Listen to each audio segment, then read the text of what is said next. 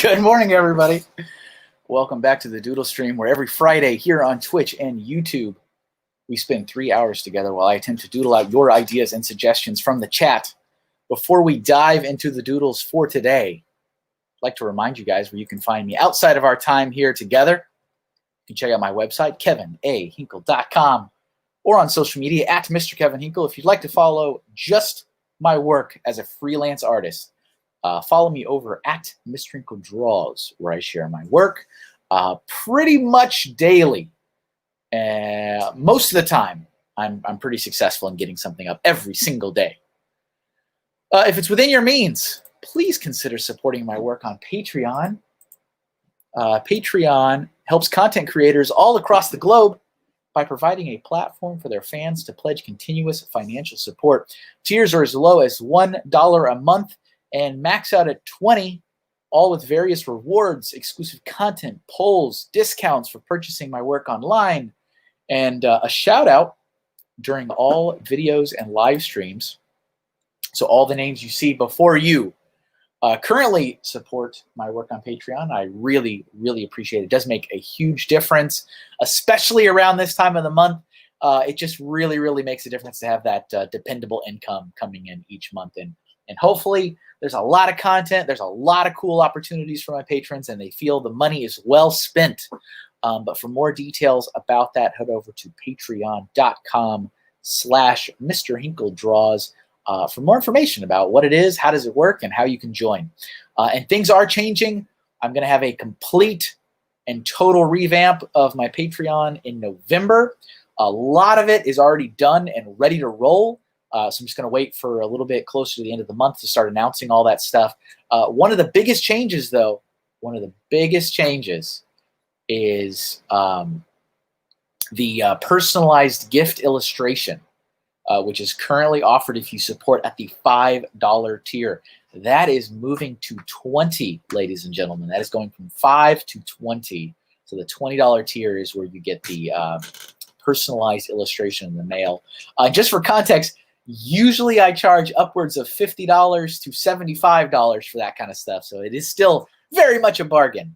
But that is changing. It's not going to change until next month, though. So if you'd like to get in on that before things change up, now's the time to do so. I will definitely honor anybody that joins my Patreon before the end of the month at whatever tier they are at with what I have promised to deliver. But that will change next month. And there's also other goodies. I got lots of stuff planned, so stay tuned. More things are heading your way. A couple other things I want to talk about briefly before we get into today's stream, other little announcements. Inktober is here, ladies and gentlemen, and what in the world, why am I so obsessed with myself to call it, my own last name?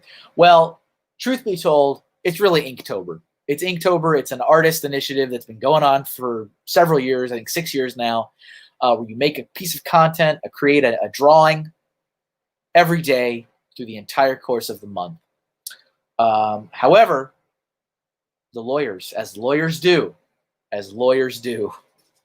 have asked that the artists participating in Inktober this year not use the name or the Inktober logo in any marketing or sales of their artwork created during Inktober. So you know what? Kevin thought that I'm not even going to bother calling it Inktober. So this is Inktober, but rest assured it is very much Inktober. So I'm drawing a piece of artwork every day on Instagram Live. So if you're following me over on Instagram, I don't know when because it'll be at a different time every day because I can't commit to a consistent time. But I will be pulling a prompt, which was suggested by one of my patrons. All 31 prompts are from my patrons, and we're going to draw it. It's all traditional. It's not digital like today's stream. So it's traditional work. Instagram Live should be about 30 minutes each. And once it's all done, when the month is up, I'll get all the photos taken, and they will be offered for sale if you're interested. Patrons will have first dibs. They'll have a week to express any interest. There's, of course, no obligation to buy. And then after that week has elapsed, I'll put that up on Etsy for anybody to purchase if they so desire. Also, because I just love doing as many things as I can during the course of a month, I've released a whole batch of Halloween-themed stickers. They are already available right now, all 10 of them on Etsy. Head over to etsy.com/shop/MrHinkleDraws. Where is that? I got that somewhere. There it is. To see the stickers, they're $4 each. They are very high quality. I think they're very high quality. People that own them think they're high quality, so hopefully that's not terribly biased. They're all based on Halloween spooky themed stuff. So this was the reveal today. I revealed the Pennywise sticker.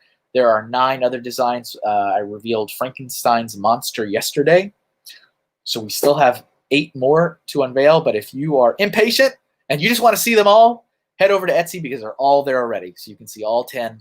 And also my patrons got to see them a whole month ago. So they have been ahead of the game. So hopefully, again, just to show you guys, I take care of my patrons take care of me. So that is everything I got to talk about, everything I got to sell. So let me close those out.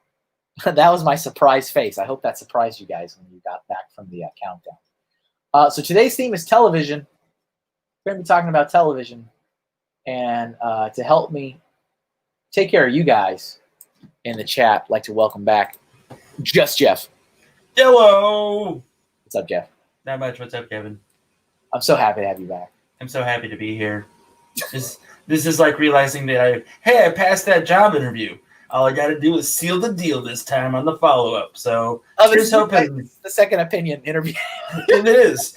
Like, we got to get Ted from marketing in. Otherwise, you're in it. Just, we're not too sure yet. I mean, I just want another opinion. That's fair. I mean, I feel good about it, but I just want another opinion. I feel good about it, too. But, All right, so who do we got in the chat this morning, Kevin? I'm going to go through a whole slew of Yeah, go for it. Do your thing. All right, Hawkeye Lego Man, welcome to the old Chatteroo. Larry, welcome. There it is. Golden Light Pictures is here. I know that name. Raptus of Dathmir is here. Jeff McAwee is here because I said something and now I'm just reading it like a robot. Alyssa showed up, but she probably went to go get Dunkin' Donuts, as she stated. Let's see here. Lincoln Logs Larry, a.k.a. Bricks O'Brien, is here. Cafe Con Lego showed up. And let's see here. We got Brick Studio. We got Matt Elder here. We got Vision Bricks, Bama Bricks. And Howie Stuff is here. Nice. And Me Lego 17. And Gator Bricks is here as well. Welcome, everybody. Make Kevin work. Go with the drawings. I like it. I like how you said Me Lego for M Lego 17. Yeah, look, man. I'm doing the best I can, all right, Kevin? You're doing fine. Jeff's doing fine. So yeah, welcome in. Let's pick something to start doodling on today. Absolutely. I've put suggestions in our super secret chat. So in the secret chat. Good job, Jeff. Good job. Improve by doing. Let's see. Yeah, we got some good stuff. All right. So yeah, I mean, television can really be anything. Really can. Because television, right? Yeah. And thanks for popping back in, Vision. It's been a while. He says it's been a while since you've seen one of these. Well, I appreciate you being here. Hey, the Daily Brick just showed up. What's going on, the Daily Brick? How are you today? So here we go. I'm actually going to start with M Lego's suggestion of 80s television because Jeff and I were talking about that. So that seems like a destined doodle. So you're going to do the big wood paneling TV with like HBO or something on? A doodle of destiny? I mean, yeah, sure, why not? I don't know. I'm going to see what Google shows me first, and then I'll see what I do. Some artists, jeez Louise. I know, it's okay. I know. Did your parents have like the big, like brown TV, like that took up like half a wall? We did have a giant screen television. Mm-hmm. It was, oh hey, look, the order finally shipped. Hey Brian, if you're listening, I just got the alert that the order shipped for more sneakers. So good, there you go. It took them a while.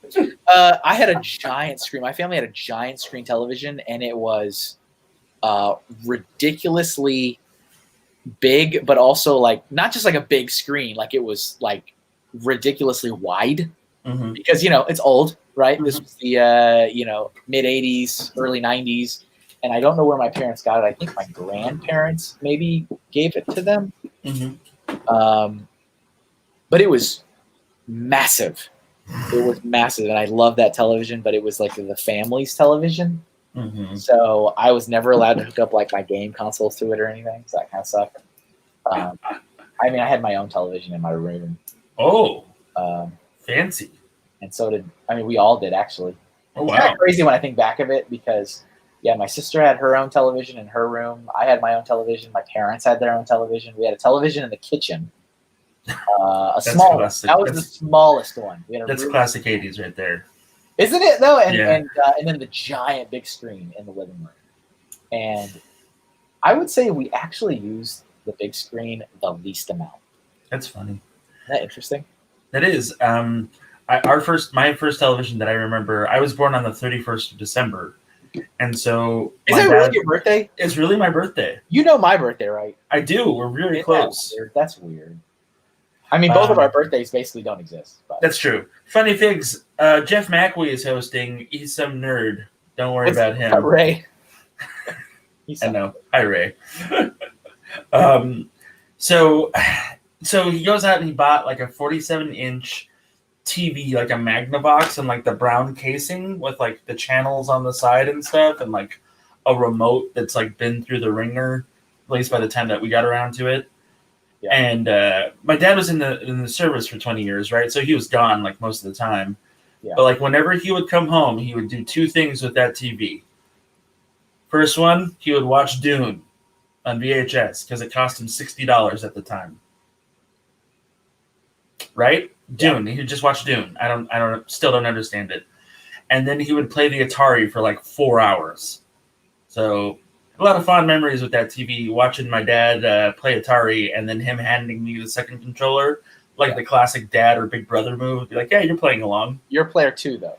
Yeah, exactly.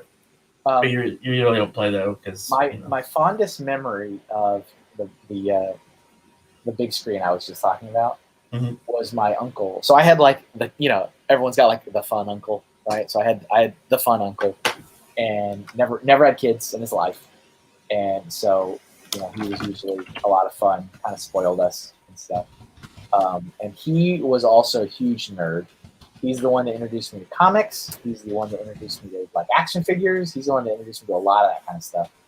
And I remember one summer, he was kind of our babysitter for the summer when we were young. The school was out and my parents were both working at the time. And he was like, I'm going to bring a movie that you've never seen, but I think you should see it. And he brought it over on VHS, and it was on the big screen family television. And I watched for the first time in my life Star Wars. Nice. And I was like, what is this? And he was all about it. He's like, I think you'll like it. That's awesome. Did you see A New Hope, or did you watch It was original. Oh, wow. It was like, VHS. Nothing was changed. Nothing was edited. And after that, I mean, obviously I watched the other two. And then he's actually the one that took me to see The Phantom Menace in theaters. Oh, wow. I didn't need him after that. Yeah. It's like, I don't need you anymore. I don't need you anymore, Funkle. Funkle. I started with Empire, actually, for my first Star Wars movie. Which, yeah, it was real dark. And it's just, depicted my life from there. Womp, womp. Fazoom, hello. That's not Fazoom. I saw Vision Bricks and I thought it was Fazoom for some reason, but then I remembered. Hello, Vision Bricks, aka Fazoom. But then I remembered that Fazoom is 6 feet tall and Vision Bricks is not 6 feet tall. That's an inside joke. Don't worry about it. Oh, yeah, it's fine. Don't worry about it. That's an awesome TV. Is it a Magnavox or is it a Zenith, Kevin? What does it say on it? I can't read the label on the Google reference. It's got like the brand name is like right here on this. Oh, it's got to be Magnavox then, because the Zeniths were at the bottom of the screen. Yeah. Yeah. The D Specialized Edition. Lucky is going like this. Yeah. Oh, that's funny. Do you remember? Were you were alive when they took all the Zenith televisions and threw them like into like the ocean or river, right? What I mean, I'm sure I was alive, but I don't remember that happening. Yeah. So like to boycott American TVs or something because we all wanted Japanese ones. I'm probably way off on my facts here, but we all wanted. They threw like Zenith television sets into like the river / like ocean to like get rid of them all, like as they were shipped in. Brett's Builds is here. Hi, Brett's Builds. What's up, Brett? All right, I'm good with this one. I'm going to start the next suggestion. Let's see, what do we got? You should do so. Let's see. It's in super secret chat. Yeah. Last Airbender with a speech balloon. That's rough, buddy. Where does that say? 912? Yeah. Let's see that one. Because I'm always about anything Avatar, Are you? I am. That's one of my favorite cartoons of all time. I never cared for it that much. To tell you the truth. Everybody say bye to Jeff.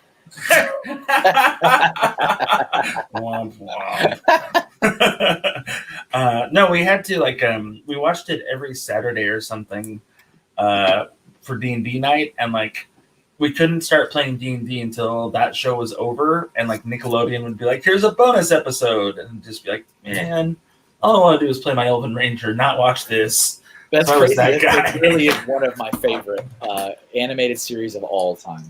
No, it's good. As an elder adult, I can appreciate it now, and I appreciate the Legend of Korra as well. Yeah, both of those are great. Mm-hmm. So I got your second opinion of that Jeff guy. I don't think he's going to be coming back. No, he's coming back, right? Look, X-nay, interview A, not invited back. Let's see. So Golden Light Picture says to draw Zuko with that speech balloon, not I mean, that's fine. All right. Yep. Uncle Iroh is always my favorite character. I'm just saying.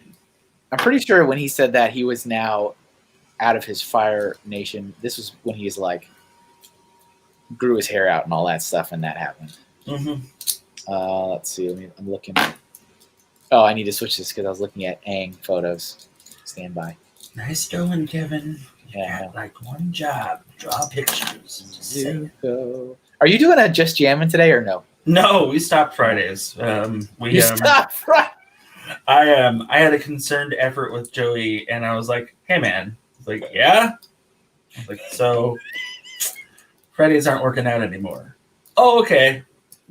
I was like, "Okay, that's good. I don't have to go into an explanation." I like the gasp. Yeah, it's a good gasp. That's years of drama and acting lessons. I thought you were going to say that was years of gasping. Oh, that too. But I mean, it's good. Alrighty, so it looks like everyone I knew that was my friend is no longer my friend. Oh, that's a shame. Yeah, that's cool. I mean, that's a shame. So Maniac for Snack Time is here. Joey's here. So that's good. Hi, Joey. We were just talking about you. We were indeed. We were talking about if there was a jamming session tonight. I asked because I did not know. Yeah. Hawkeye, I've got that request in. Kevin's just not doing it yet. So I don't know what to tell you. Oh. It's the guy in the suit. I'm being honest, man. That's great. That was probably one of the best responses ever. Thanks. I got it. He's just not doing it. He's just not doing it, man. I don't know what to tell you. Those words did not come from my mouth. Let me move this a little bit. You guys can see a little better. Yeah, sometimes I forget that it's cropped in a way that it maybe is, affecting your view of the drawing. Yeah, for sure. So don't be afraid to be like, Kevin, I can't see it. I'm not going to ever do that. Except just ever do that. It's really never going to happen. So, Kevin, what did you watch when you were a wee lad? What was your favorite TV shows? Ooh, as a kid. Mm-hmm. Everybody's got their cartoon, man. So what was your cartoon, Jay? My parents tell me that my favorite.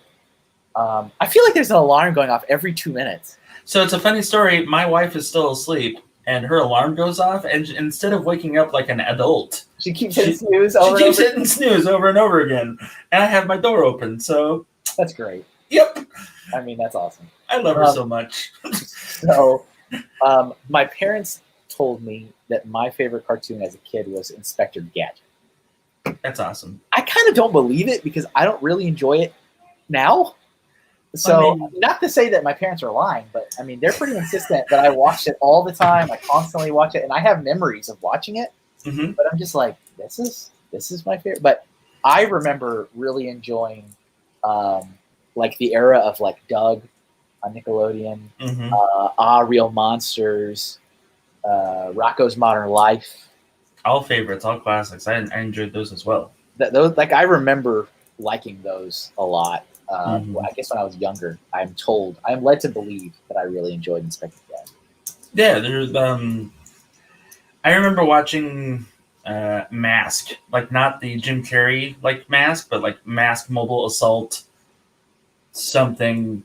I can't remember what it was called, but it had like the something. Yeah, it had a Camaro that turned into a jet, like the wings popped open like Gullwing style, and then it became like a jet. There was a helicopter that turned into a plane, and a motorcycle that turned into like a helicopter as well. Like, I still have the toys of that. That's the kind of guy I am. But that was a fun show, and my parents didn't really let me watch like other shows. Like, I was allowed to watch the real Ghostbusters, and then later Turtles. But like after that, like TV was very limited at my house. Yeah. Yeah. So, and Kevin's parents, are you calling me a liar? Well, I ain't calling you a truther. throwing shade at Kevin's parents. All right. Get some classic Drake and Josh in there. I don't know what that is. That's fine. Okay. I do, Larry. I do have the Rhino. What's the Rhino? So the Rhino was a mobile command center that was a semi-truck. And you could pull it it's kind of like the night bus. It stretches and reveals like a command center with like a huge missile launcher. And it was driven by Alex and Matt Sato. And yeah. And you also got the variant Matt Tracker in that. Matt Tracker was the leader of the team. The whole premise of the show was transformation, but not Transformers. Like they had helmets that had special abilities or masks that had special abilities. And everybody had like a unique power, except for Matt Tracker, who could fly, have a force field, and shoot lasers. So I'm assuming that's why it's called Mask. Yeah, that's exactly why. But yeah, anyway, so that's good so far, Kevin. What you got going there? Looks like he's wearing a little bit of Han Solo action, maybe a little vesty. I don't know. It's like a robe. Yeah. It's awesome. I'm trying to add some shadow under the nose, but I don't like it. It's just making his nose look bigger. So I'm like, yeah. I'm gonna get rid of it. That's some good expression with his eyes, though. That's really sharp, actually. I really like that. You're welcome. Second opinion's getting better by the moment. Just trying to stay. So, brother from another brick is here. He says hello, or he says hey, but I added the hello. Oh, what's up, BFAB? It's been a while. Oh, I didn't know there's acronyms. It's like the pause of the man. I don't know things. It's fine. It's fine. It's fine. I'm not allowed back next week or ever again. It's good. Or ever again. Yeah. All right. Let's. Let me add the speech bubble. Speech bubble's pretty important, Kevin. It is part of it. Good thing you got the scar on the right side. That is good. Every now and then, when I look up something on Google, though, I will get like the mirrored image, and that definitely kind of makes me seem like I don't know what I'm doing. It's a bummer. And it's like, oh, dang. So Kevin, in your TV watching when you were a youngster, what about Star Trek? Did you watch Star Trek? With Next Generation. You did? That's when I started, and I don't remember how old I was. But I remember that it came on late. Like it started at, I think it started at 9. It goes from 9 to 10, and my bedtime was 9. Oh no! But I had a television in my room, so I would always turn the volume as low as I could, and I would turn all the lights off, and I would sneak in Star Trek: The Next Generation. I remember when my dad found out, he was mad at me because I was up past my bedtime. But then when he found out it was Star Trek, he's like, "Go to bed when it's done," and he closed my door.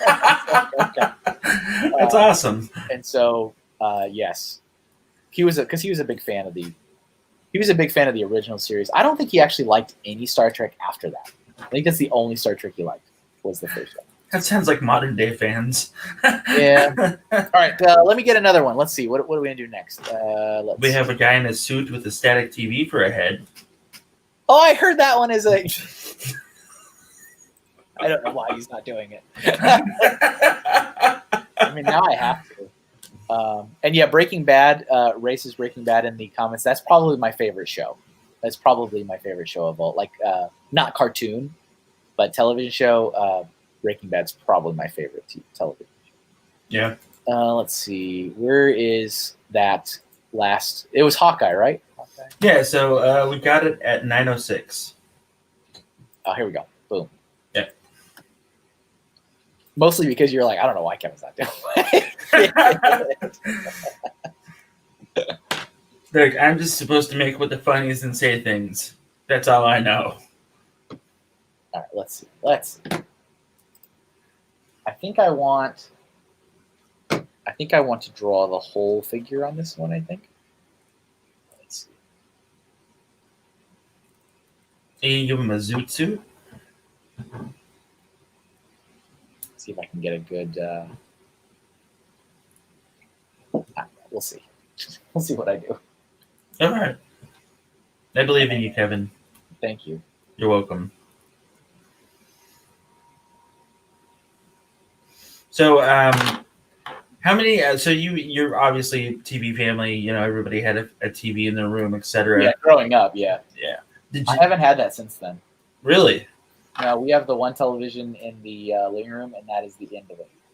Yeah, same here actually. I have an older TV in the spare bedroom, but like we don't ever use it. And when we do have guests stay the night, or when we had guests stay the night, they would always complain that they couldn't figure out how it worked. So instead of trying to fix it, I just like leave it back there. So don't come to Jeff's house. I should fix this. No. Nah. That's a lot of work. I mean, I could fix this, but man, I don't want to fix this. Right? Keep asking him to fix it, but he just won't do it. I don't understand.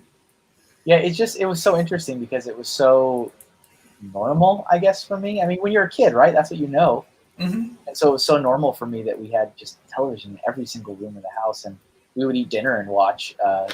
Usually we'd sit there and watch sitcoms, right, while you're eating dinner as a family. Oh, what was your favorite sitcom growing up? We watched like Home Improvement, and we watched Roseanne. Mm-hmm. We watched I Love Lucy. It's kind of like, classic sitcoms. Mm-hmm. That's what we would watch when we were eating dinner and in the kitchen. I mean, of course, I think about that now, and I'm like, oh, we weren't talking or anything. We were just sitting there watching TV and eating. We were bonding over favorite shows. Which is very much like that, like that trope. I can see it in my head, right, of the family with their TV trays. Oh, yeah. I mean, we were in the kitchen. Like, we were at the table. We weren't savages. But we were watching television and not talking to each other and watching TV. And then, now, no, just the one. My kids don't. My kids didn't have televisions in their room, period. My younger still doesn't. My older son, which he is 19 now, he's an adult. My mother gave him a television for his room for a birthday gift last year, and I gave her a very stern, like, thanks for overturning my parental wishes there, mother. That's, I guess, what grandparents do the best. But he's also an adult, so it's like whatever. Yeah. I mean, if he had a computer in his room, then he had a TV in his room too, right? Right. So, he had a school laptop. He doesn't have his own. Oh.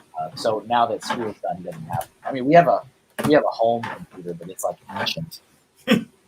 Ancient. Yeah.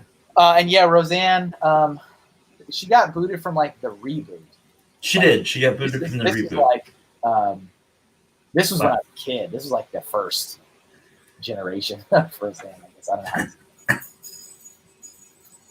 Yep. That show was funny. I remember watching it. That and Seinfeld. Like, those are the only two shows that I remember watching. I feel like as a kid, I related a lot to Roseanne. I don't know. Like, our family dynamic, middle-class family. We weren't, like, wealthy by any means. Mm-hmm. But it's just kind of like, there was so much stuff about that show that I was like, oh, yeah, we clip the coupons, too, before we go grocery shop. Like, stuff like that I'm like, hey. But I'm sure there was a lot of, topics that went over my head as a youth. As a Ute? Yeah. Yeah. It's because you tried calling your parents liars. It did. It sounds like your mom was getting even with you. Yeah. Well, yeah. Larry, me and my mother have an interesting relationship. Okay. She like constantly does that kind of stuff. Constantly. Like I'm always being like, hey, Mom, can you not do that? Remember how like you were always like, don't tell me how to raise my kids. Guess what? Guess what? That's fantastic. These aren't yours, so don't tell me how to raise my kids. That's how we clash the most over like, oh, they can do this, or like parental stuff that she like overturns that I do, and it'd be like, I said they couldn't do that. Oh, I said they could. I'm like, interesting. Interesting indeed. I kind of thought I was the. Nope. No. When Grandma's there, she's in charge, apparently. Yeah. I had a question. It probably wasn't very good. Cool. Cool, good talk. So little Hinkle is in the games. What about somewhat larger Hinkle? Somewhat larger. Yeah, your older boy. In terms of television? Like games. Like, you got a television in his room now. Is he like hooked up the Sega Genesis and it's been like, all right. Oh, no. Oh. We've got the TV in the living room has the Switch, and the Wii U is still hooked up to it. Mm-hmm. We actually only used our Wii U for like Netflix for years. But no. And then we've got like all the retro stuff downstairs. Yeah. Got, like the old TV with the GameCube, Nintendo 64, Super Nintendo, and all right. Here's the guy in suit with. Oh wait, I'm supposed to do antenna. Antenna, yeah, that's right. And give him some rabbit ears, man. Like slicked back rabbit ears maybe. Like he's a businessman. Isn't interesting. I don't know. You know what I meant. I do. Same page, Kevin. Same page. This guy definitely has like a businessy theme song. I think that's classic traveling on the train music, Kevin. Absolutely, but that's perfect. It's perfect. Traveling on the train. That's the music I think about when I'm like walking around New York City. Same. The few times that I ever rode the subway there, I had that song immediately stuck in my head and started laughing, and I was like, "Oh no, I'm becoming a crazy person on the train." Yeah, you are. Let's see here. So we got some more suggestions. We got some suggestions from Kirk. I bet there's 80 TV shows. Let's see here. So at 9:24, which is 10:24 your time, we could do Crockett and Tubbs from Miami Vice, but I think you should do Crockett and Tubbs and the Ferrari, but that's just me. Let's see, I'm looking through the stuff we got here. I love it. Thank you. Do the girl coming out of the TV. Oh, man. Yeah, The Ring. The Ring? Okay, yeah. Fine. Let's do that one. We got to get spooky. Like, all month long, we got to get a couple spooky things. Yeah, well, I mean, have you ever watched Miami Vice? That's horrifying. Spooky? I mean, sure. I can see your face. I can see you staring. All right, let's see. Okay. My avatar is very reminiscent of how my face looked. Just saying. I like how Ray goes from the girl crawling out of the TV from The Ring to Sesame Street. Right? Like, what's the correlation there? Come on, Bert. Let's watch this video. Probably child rearing, but it is quite funny that it goes so drastically different. Could you imagine Bert and Ernie with The Ring? Like, come on, Bert. You gotta watch this video. And then we're gonna die, Bert. Phone's ringing, Bert. Hello. Oh, it's for you, Bert. The crossover we didn't ask for, but we need. Maybe. Let's see what we can get here. Did you know that they made a third Ring movie? I don't think I saw the second. You didn't miss much. I enjoyed the first. Yeah, the first one was great. I remember. Okay, so I think I remember watching the first, enjoying it, and then when the second was announced, I'm like, no, you very nicely sealed that one up. Mm-hmm. So I don't know that I believe in this second one, so I'm not going to watch it. And then that's kind of my end of that franchise. I don't like it when you like Ghostbusters too. I do. I don't understand. It's so good though. I just don't like it when I'm an enigma, Jack. I don't like it when something is very nicely finalized and then there's another thing. Like, I'm like, what? But you finished it. Right? Up in a bow. That's right. Be another present. Once again, ladies and gentlemen, we are struck by the hands. The hands demon once again has shown up to be like, Kevin, you don't know how to draw hands. What are you doing? I mean, that's fair. Hands are pretty difficult from like every artist perspective I've ever spoken to. Like, well, here's the thing that irritates the heck out of me is that I actually got really good at drawing hands at a time in my life because I took figure drawing and I had to do it at art school. And It was a big deal, and I got really good at it, and I had like a whole bunch of them that I was really proud of, and I was drawing it like regularly, and then I stopped because I didn't make any artwork for years and years and years at Lego, and then I started doing them, and Lego told me you can't draw anymore, and I was like, wow, okay, interesting. And so I just didn't make any artwork for so many years that I got awful at it. And now I'm like, it just makes me sad to know that at one time I was really good at it. Like, no. Kevin, are you Stella and you're getting your groove back? I might need to be. Awesome. We can go to the Caribbean. It's fine. That's what they did in that movie. I'm going to leave it there. Hijinks happened. I finished watching Sleepy Hollow this morning.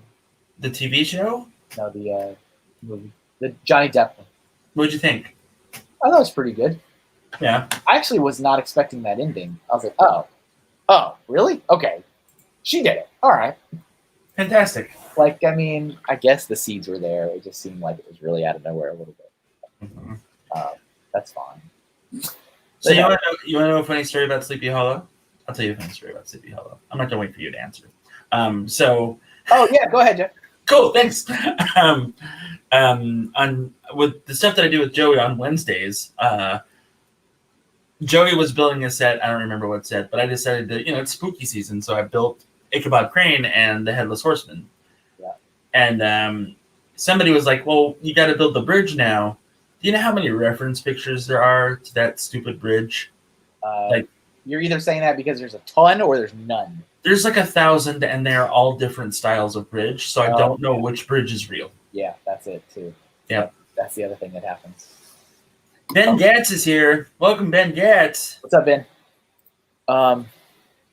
Yeah, it's that's one of those things. So I was talking about this yesterday when I did my Inktober drawing. Mm-hmm. I was working on Doom Guy from Doom, mm-hmm. and I was doing the Google search, and there was like a million different versions of this character in different outfits and different renders and different games and different genres, and I'm like, oh no. Yeah. And I didn't have any more other than Doom Guy. Like, that was the prompt. And so I was talking about, like, to the people there wasn't a lot of people watching. There was like 5 people watching. Mm-hmm. And I was like, this is the worst, guys, because I'm going to pick the wrong one. And somebody was like, no, you can't pick the wrong one. It's I think Matt was there. He was like, there's no such thing as a wrong one because you drew it. I'm like, well, but people can tell me I picked the wrong one, that's for sure. And I always worry about that when there's like different versions, is that, mm-hmm. you're going to pick the one that everybody hates. Exactly. And you don't know that. No. You're like, oh no, I picked the one that nobody likes. Because your brain goes, this is the aesthetic that I like. I'm gonna build or draw this one. And then, oops. And everybody's like, what are you doing? Why did you pick that one? Like, what's wrong with you? Yeah, I mean, we all know that's the worst one. Mm-hmm. It's a good time. That's actually turning out really sharp, Kevin. I really like that, by the way. I think I might have warmed up earlier than normal. Yeah, for sure. Or I might be jinxing this and it's going to be awesome. That could be it too, but you never know. Yeah. I got one more hand to draw, so stay tuned. I mean, let's see. But yes, I mentioned this a while ago, and I also posted about it on Patreon. But I have been, as of today, I am 1 month in at successfully going to the gym Monday through Friday for an entire month. Wow. Which is what I used to do. I did that once upon a time, and I had a kid, and then everything fell apart. That's right. And then I no longer had any space for that. But so I finally did it, and I've been able to catch up on so many things, so many movies I haven't seen, and so I've been. Kevin, I have to interrupt you. I'm sorry. Joseph Sawada is here. Hello, Joseph Sawada. What's up, Joseph Sawada? And Alyssa does have a question for us. I don't mean to interrupt your gym question. Your gym I was just saying that, like, I'm able to catch up on so much stuff now. Yeah, for sure. So I feel like I'm entering into the subconscious of pop culture and references and stuff. Kevin, what's your favorite TV show currently right now? Better Call Saul. Isn't that the sequel to Breaking Bad? It's the prequel. Oh. And it's still airing. We're waiting for the next season drops like very soon, I think. That's fair. It's really good. So good.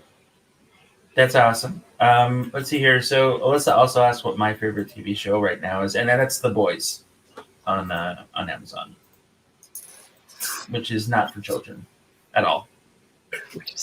Larry says, "Wow, Kevin, you're swole."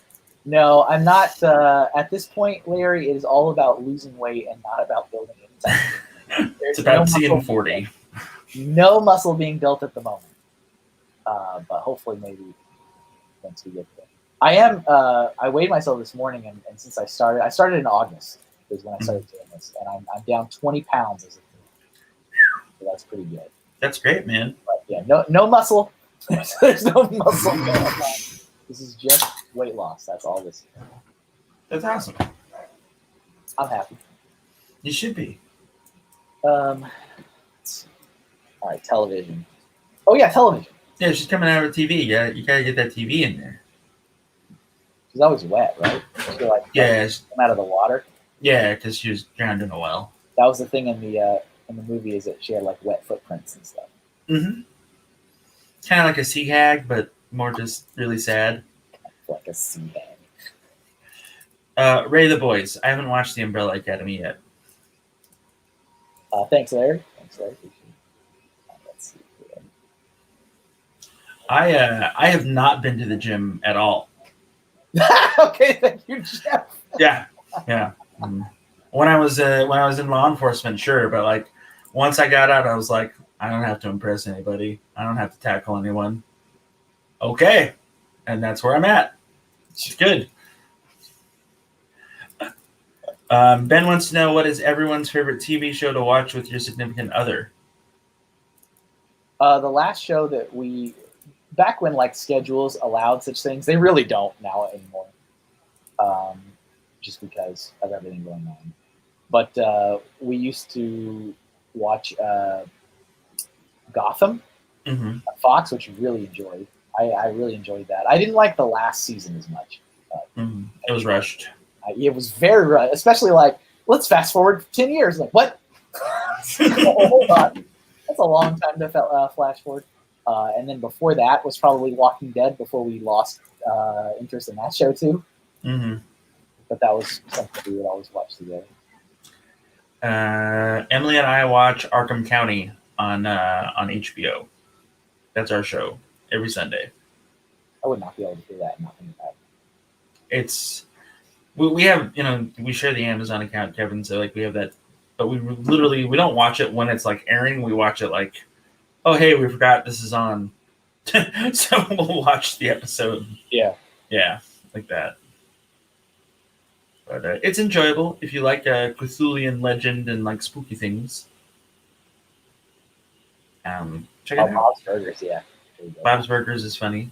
My old sergeant loved Bob's Burgers. Yep. Yeah. That's good. I like the depth there on the TV. You got the little things in the background that are trees. They're trees. Yeah. Like, why do I get the feeling that I'm like, look what I made, Dad? And you're like, that's a great elephant. It's not an elephant. It's an umbrella.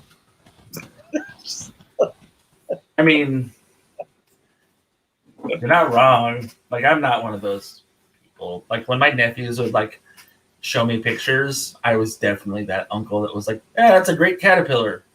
It's not. It's you. Oh. No. We should draw Bob from Bob's Burgers. We should draw Bob from Bob's Burgers. I'm gonna take this comment and just say Bob's Burgers is pretty good. That's what we're gonna draw. All right, let's see. I had to mute myself. My significant other is leaving for work, so I'm gonna give her a smooch. So the alarm eventually did it. Yeah, the alarm one. Yeah. Okay, good. All right, let's see. So, John, Bob's Burgers? I'm drawing Bob. I am giving you pure gold in the private super chats. Oh, I'm sorry. I just felt like I had an urge. I was like, I want to draw Bob real quick. Fine. Let's just do whatever you want to do, Let's Kevin. just do whatever you want.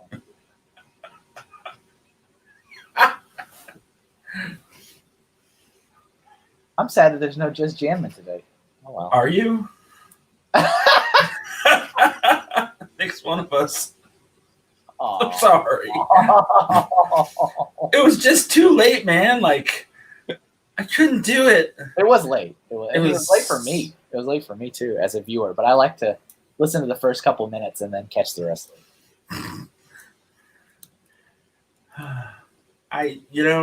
But one thing I will say is that the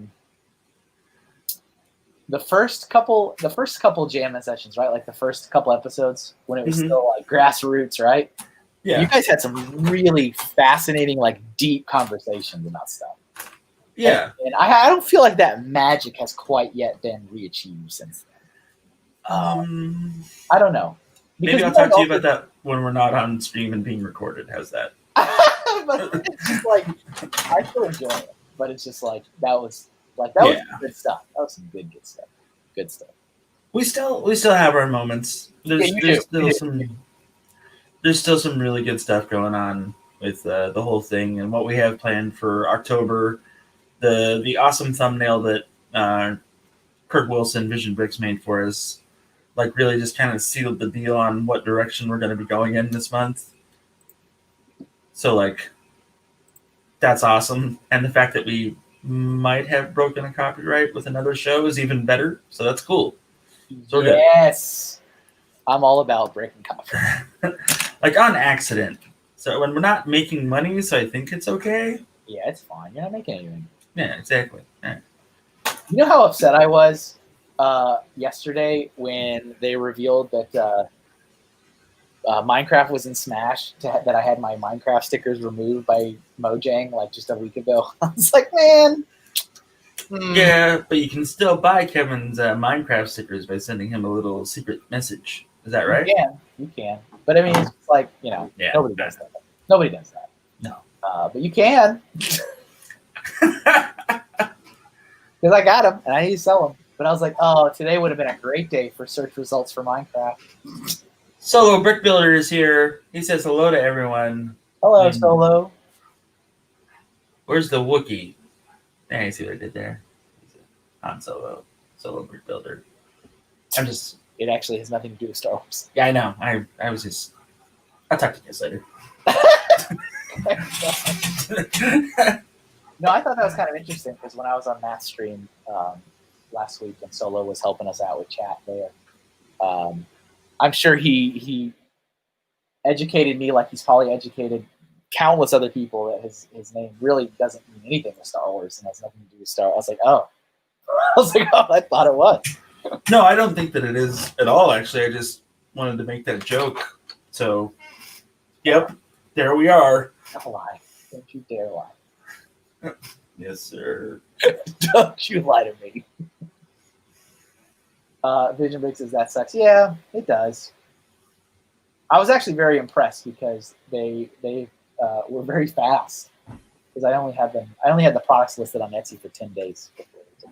Wow, they were on you like they were really fast. Yeah. I actually only I didn't have enough time to sell a single Steve sticker. That's a bummer. And I sold 2 of the creepers. Well, there you go. Maybe your sales will creep up. Yay! See, in the last year, I don't know. I'm sorry. I'm sorry. What's your favorite sticker that you've done? Like, as an artist, I know that like nothing is ever good enough because, I do plus is good. Okay, cool, great, fantastic, wonderful. What's your favorite thing that you've had to draw, either like commission wise or like dual stream? Ever.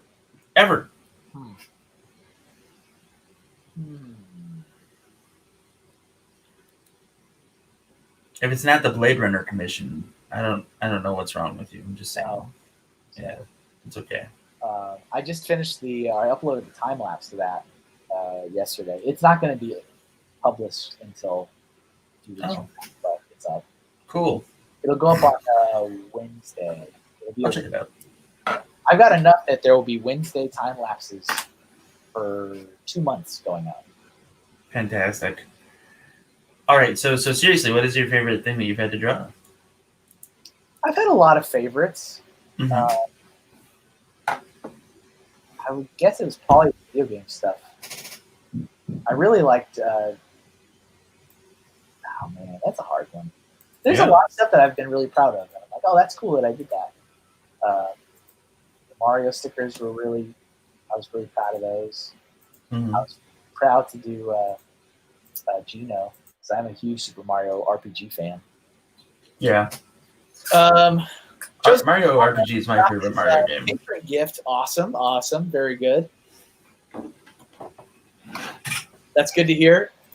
I never post the final image of a patron gift online until my patron gets it and at least has the opportunity to share it themselves first. So you're under no obligation to do so.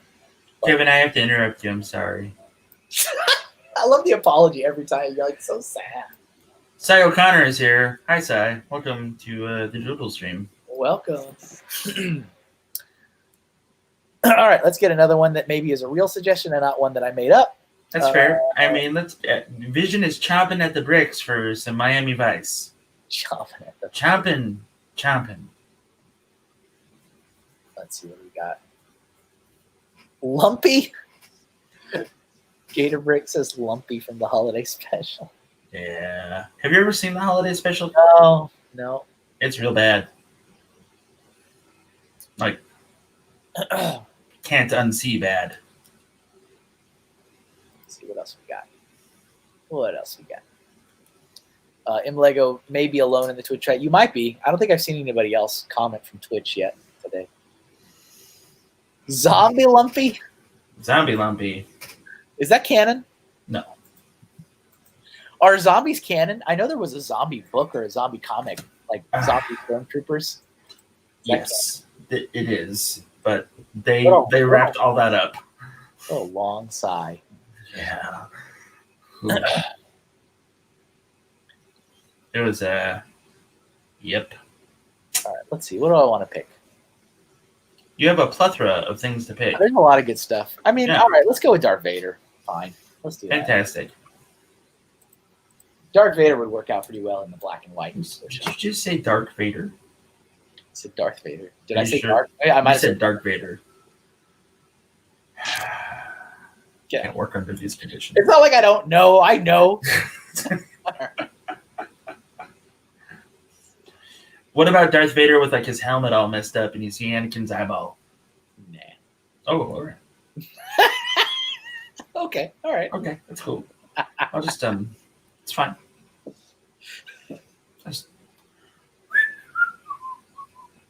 Oops! Found the emergency exit. Right. That's awesome.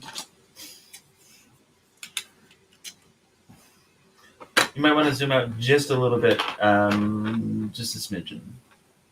Zoom out? There. Well, yeah, that's perfect. Actually, that's much better. Yeah. Now it's center screen for everyone that is watching and enjoying your doodles. Yeah. Roadhouse. It's so funny that you referenced that. Like, I never thought in a million years that you enjoyed that as well. I mean, so all my Family Guy memories are from like until before it got canceled, and then like when it came back, I never watched like any of them. So I just know like what was like first 3 seasons or something, and then that's the end of my Family Guy knowledge and references. Fantastic. Why haven't we drawn Peter yet? What? Why haven't we drawn Peter yet? Good question. I don't know. Oh, I think I'm drawing. Did I bring my water? No. I don't think I did. Wait, yes, I did. Here it is.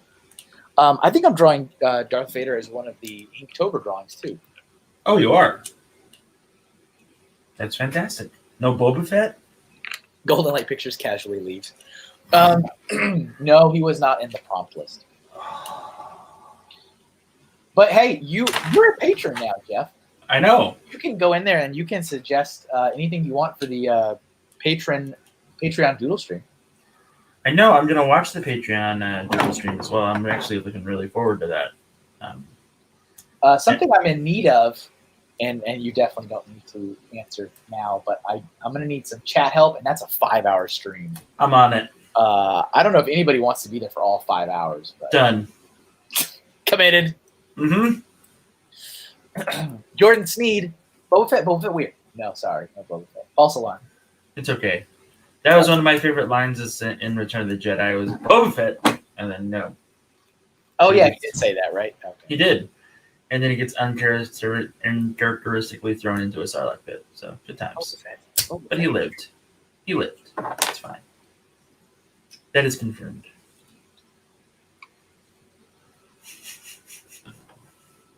Let's see. This is kind of a difficult one for live choice for this too, of course. That's what I want to do. Let me just not do the headphones. Let's just do other parts. That's what we do. Sometimes we avoid the hardest part and just do the easier stuff. It's fair. It did look like Darth Vader was wearing a scarf for a moment. I was like, well, it's chilly. Makes sense. It's chilly. It's chilly. Look at this guy. We got a comedian here today.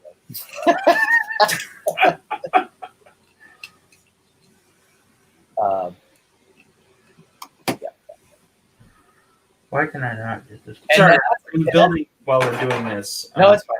And I was also thinking of that, Ray. I was thinking about maybe having a couple of hosts if they wanted to come in for the 5 hour, because 5 hours is a long time. It is a long time. And so I was thinking the same thing.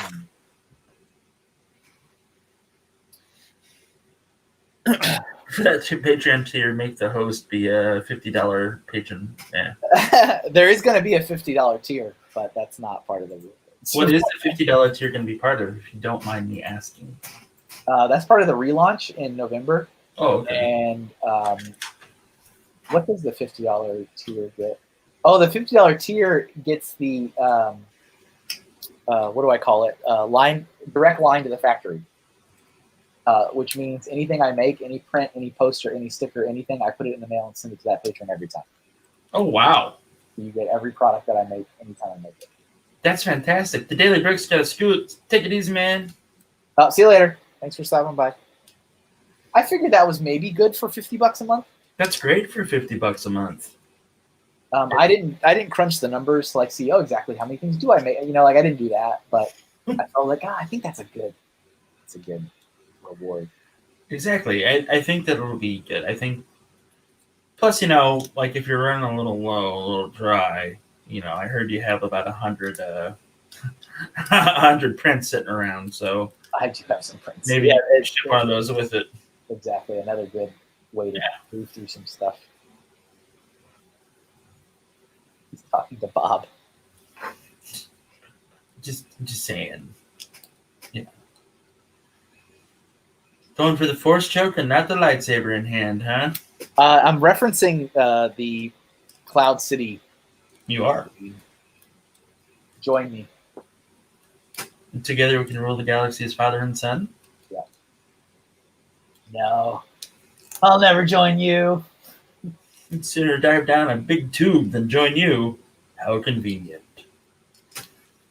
And then, This can be arranged. Uh-huh. Did you finish the newest Thrawn book? Yeah. No, I've actually been doing a lot of not that this matters, but I've been doing a lot of research on cryptids for this month for building. So I haven't really read any science fiction at all in the month of September. Yeah. Is it good? I'm halfway through, and because I now know the author's kind of formula. Mm-hmm. Reading both his newer and older Thrawn trilogy, he definitely has a formula. He does, and I feel like the first ones, because this is him kicking off another trilogy, is what he's doing. Oh boy, I'm pretty sure that's what I read and saw that this is the beginning of the Thrawn prequel trilogy of books. And so I feel like it's good and it's interesting, but I'm a lot of this stuff's not going to pay off until I read the second or third book. So that I kind of have that in the back of my mind. All right. Go ahead. I was just going to say that they've been introducing a lot of characters, a lot of places, and I'm this is all kind of great, but it's all turning into mush, in my head. Mm-hmm. Because none of it's, I'm just waiting for all of it to click and come together. That's what I'm waiting for. Zahn does that a lot with his writing. Even in his older books, there's like, you've got like the core cast of characters that and then there's like 37 subplots with like, which I think is very Star Wars. Yes. It's very, very Star. Like, hey, do you remember that guy with the ice machine in Cloud City? We're gonna do a whole story of that. It's like, yeah, there is a whole story about that guy. I'm well aware. I'm well aware. That's why I love using him as an example of that. All the time. Mm-hmm. It's just perfect. It's crazy, like the fans and like the authors that are fans, what they do with Star Wars, even in the past, and what they're doing with it today. It's just so nuts to ever. I never thought that I would be alive to see this happen. To just like the outpouring of literature and like product and stuff that's coming, like the height of the Republic era is coming out in January, and I am super stoked about those books. Did you ever think Disney would own it though? Yes. Really? When Star Tours came out at Disneyland, I was like, oh, I mean, they got a strong partnership. Right. But I absolutely thought they would own it. It was a matter of time. Yeah. Let's see. Yeah. But that's just how it is, I guess. But I'm it's also a problem as a toy collector because Power of the Force figures didn't sell for much, right? Like when or whatever. Now they're all like $15 a piece as opposed to like $5, which is a problem. All right, anyway. There's my quick Vader. It's all right. It's okay. I think I need to shrink him a little bit.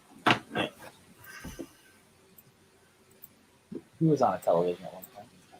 He was. He was on Clone Wars and. Maybe, well, not moving too much. It's the last episode of Clone Wars. Spoilers. Guys, did you know that Anakin Skywalker is really Darth Vader? Spoilers. I'm yo daddy. All right, so we've got Michael Knight and Kit or Crockett and Tubbs from Miami Vice. Okay,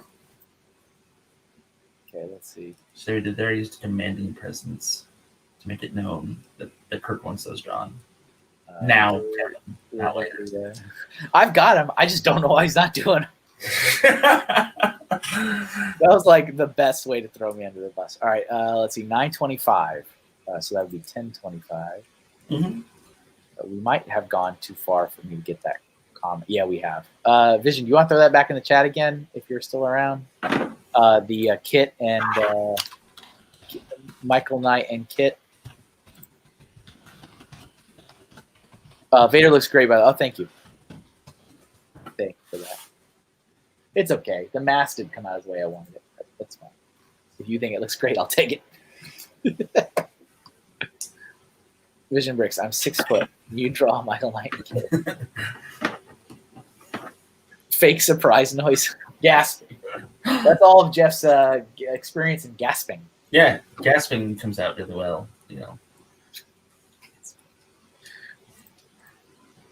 There we go. I liked mine better when I was fake Vision Bricks. I saw it. I don't know why he's not putting it on the screen. All right, let's see.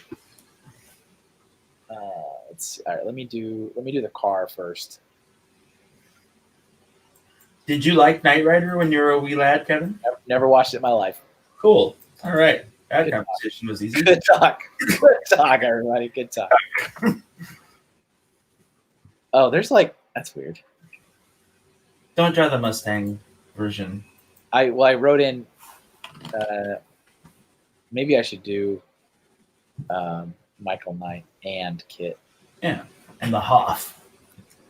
Because I typed in Knight Rider into Google and it just showed me all images of the car. Oh. Like there was no driver. That's a problem.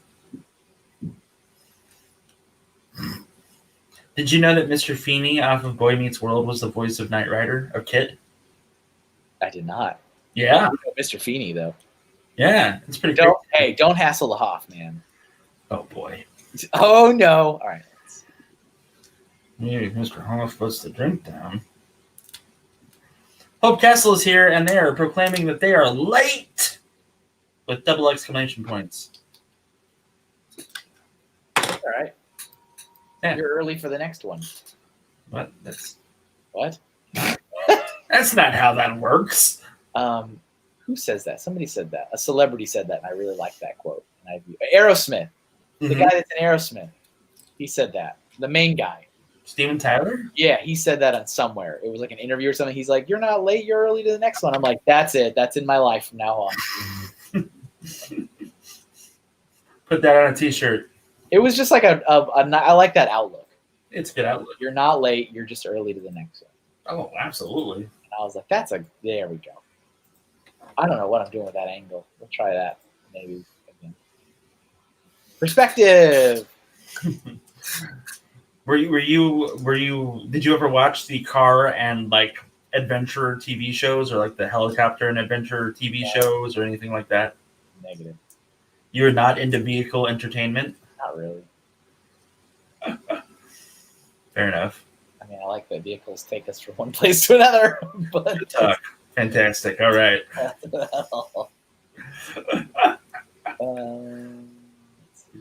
You got to get the little red thing in front too that goes. Well, yeah, and if it's not the color time though, that's right. Then it's not the color time. That's how it goes.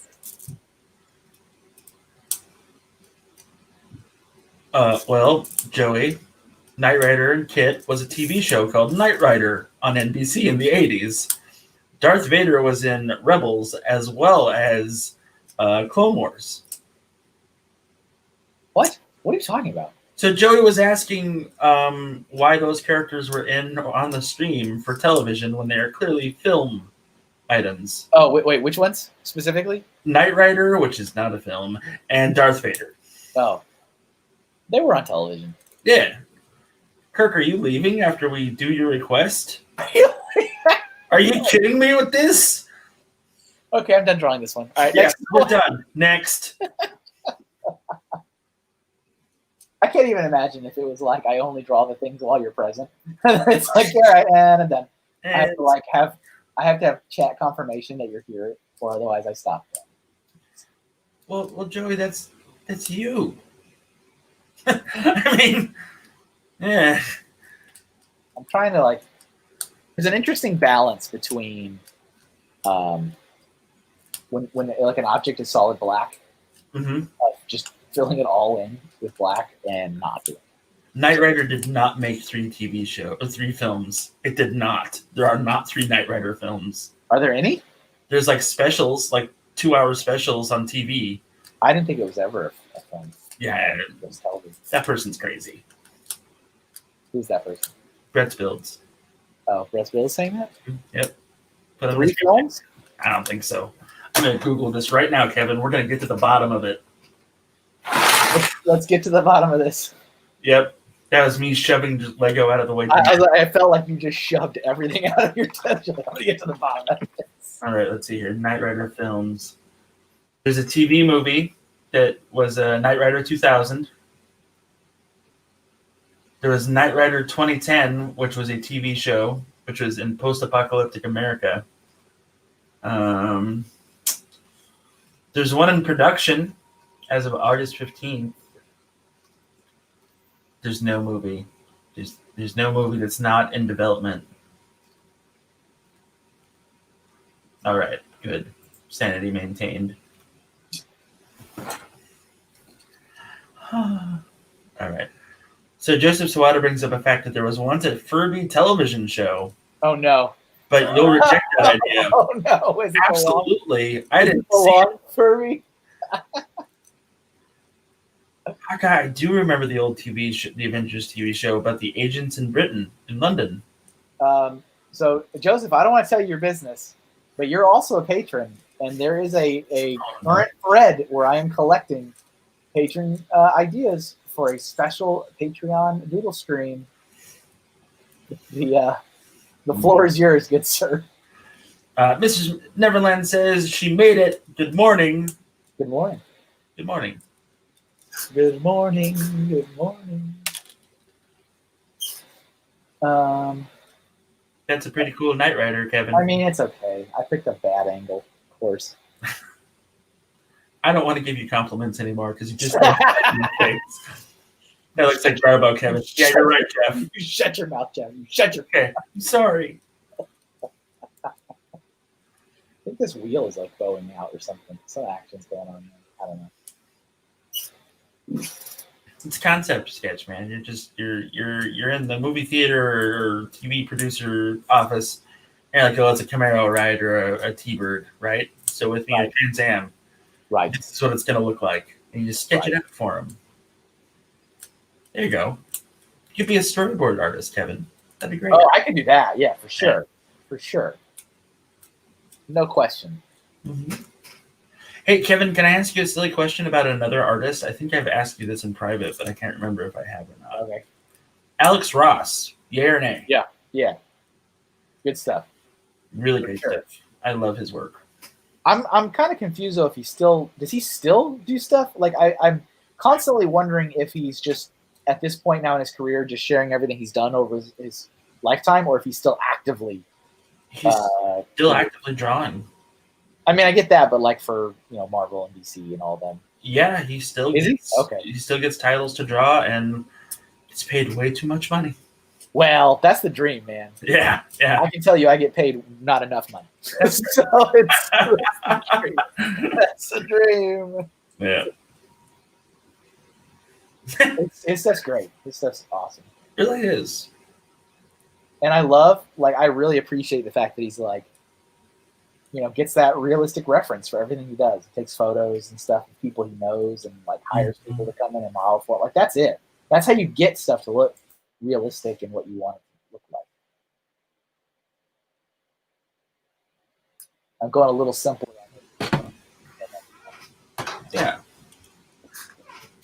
I have the DC Comics and the Marvel comics that he's drawn, like covers and everything else, and like those are the pride and prize of my comic collection so far. Yeah. Like I can die happy because I have every issue of Justice and every issue of Green Arrow that he drew, like the cover of, and like Earth X and all that fun stuff. Like I'm pretty happy with the situation. So this is what we got, Miss Neverland. A television, Prince Zuko from Avatar, The Ring, the girl from The Ring crawling out of the TV, Vader, Bob from Bob's Burgers. Here's a random businessman guy with a TV head, and then Michael Knight and Kit, Knight Rider. There you go. Fantastic. Magnificent, says Vision Bricks. You can't go wrong with Magnificent. That's Oh, let's do Max Headroom. All right, 10. And Joey said that. Let's see, where do we go? Where is it?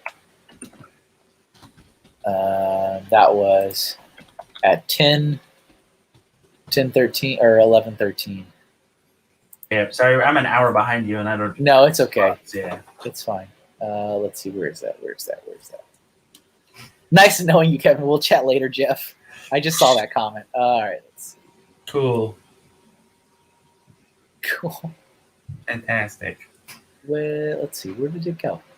Do you want me to put it in the chat? Maybe. I don't know what happened to it. I'm looking at the time. Yeah, here it is. 11:13, and I don't see it. Oh, there it is. Got it. Okay. Got it? All right. I'll put it in the chat anyway. There it is. Oh, I just saw yours too. The ghost. You put that in a few times. Absolutely. Yeah. Don't worry. We'll make sure we get one in there for you. I mean, Extreme Ghostbusters was honestly the torch passing film we needed, but we got as a cartoon. Just saying. Let's see. Max Headroom. Oh, Barker's a good one too. Get your pet spayed or neutered. He'll come on down. I don't know. I don't know. I got nothing.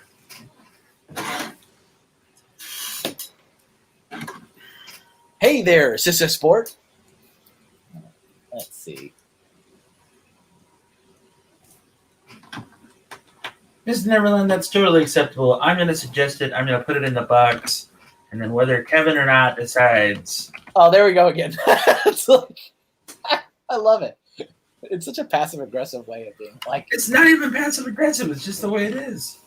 It's deem what is drawable or not. I mean, I got it. I don't know if he'll do it. I don't know what you want me to say, Kevin. That's perfect. It's just don't change anything. Don't change anything. Gator Bricks, we can't do Bob Barker from Happy Gilmore because Bob Barker from Happy Gilmore is a film. We're doing television, sir. Get it together. We got Darth Vader right there. It's from a TV show called Star Wars Rebels. Oh my goodness. And he was even in the Star Wars Holiday Special, which was on TV. Oh my goodness. Here we go. But and the great debate of the theme begins. You, sir, had specific rules about your television. I am trying to enforce those rules. I'm just saying I'm doing my job. It must be on a television somewhere at some point. Oops. Go away. Let's see.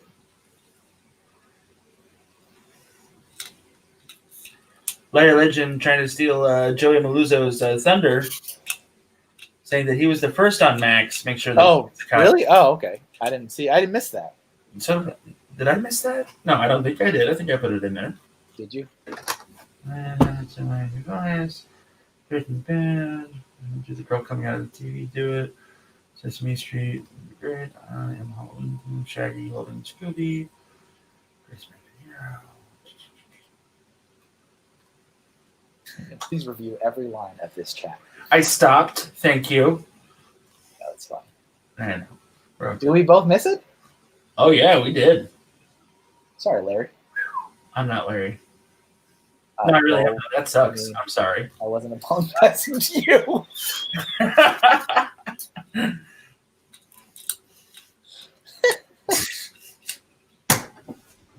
I'm sorry, person, that I missed your comment. That's not me. Well, that's fine, because I wasn't apologizing to you, so it's all right. It's fair. Amateur hour. Yeah, I know, Larry. I'm sorry. Are you, speaking of amateur hour, didn't you say you were going to do stand-up or something somewhere? Oklahoma's opening up again, so yeah, I'm going to try to get... Did Oklahoma ever close? For like a week. Okay, that's what I thought. All right. Yeah. And then once everything died down a little bit, we doubled. So, yeah. Wow. But there's a lot of acts. There's a lot of clubs downtown OKC that are looking for acts to fill in to open up for people. So I'm like, yeah, maybe I can do this again, and we'll see what happens. So you don't have a date or anything yet? No, not at all. It's just a plan. You just want to do that. No, not at all. I'm actually writing material and everything else, and like trying to make it frequent as opposed to what I used to do. But like, it actually takes a lot of work to be ready to do the material. Yeah. So like, whoa. I would test it out on Emily, but she kind of laughs at everything I say that's a joke. So I'm like, that doesn't work. So, so I just got to like wing it and hope for the best. You need to do like a StreamYard live, because you need to have people there to see their reactions, but like a live test on the internet. Hope Castle is not pleased with my ability to announce, by the way. They have already automatically volunteered to work chat next week. Oh, nice. Okay. Yep. So you're taking that comment on as a insult to you. That's basically what's happening right now. Okay. Yeah. That would be nice, Reed, if you can. No offense to Jeff. Oh, look, Miss Brick Kitten's here. Hi, Miss Brick Kitten. What a wonderful time to see you. What's up, Tanya? What a wonderful time to see you. I like to switch things up. I don't like to make anyone have to do it every week. It's not your stream. It's fine. You don't have to. It's fine. It's fine. It's fine. It's fine. I know when I'm not wanted. It's okay. Don't worry about it, Kevin. I'm ready to see the stand-up. Ready? Let's see.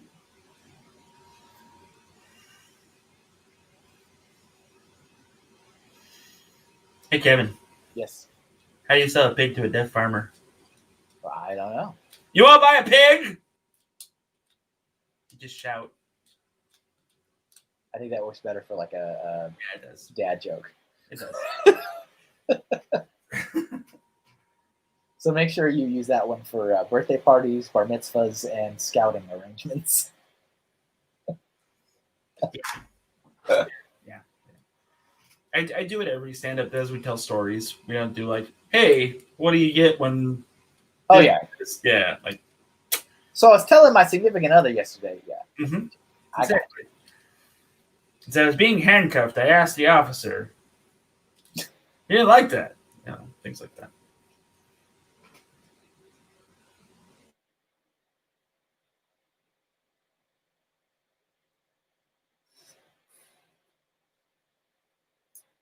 It's all right. I don't know if it looks like the actor, but it's okay. This actor who plays Max Headroom, which I constantly forget his name all the time. I only know this guy from playing Max Headroom, and then the criminal time traveler from the Star Trek Next Generation episode when he is Professor Rasmussen. Like, I'll always think of that episode when I think of that actor. You know that one, Jeff? Bye, Jeff. Oh, Jeff's not here at all. He dropped off the call. I thought he was just ignoring me. Jeff is missing. Has anyone seen Jeff? Have you seen that episode of Star Trek? I guess that's more important. What do we got here? Bye, Jeff, says Jordan. Yeah, Matt Frewer. Yeah, that guy. Matt Frewer. Like I'm sure, I'm positive he's been in lots of stuff. I just always think of him as the criminal time traveler from that episode of Star Trek Next Generation, and then this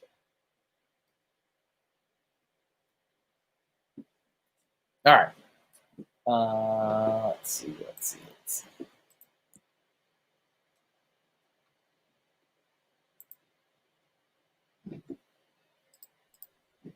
Welcome back, Jeff.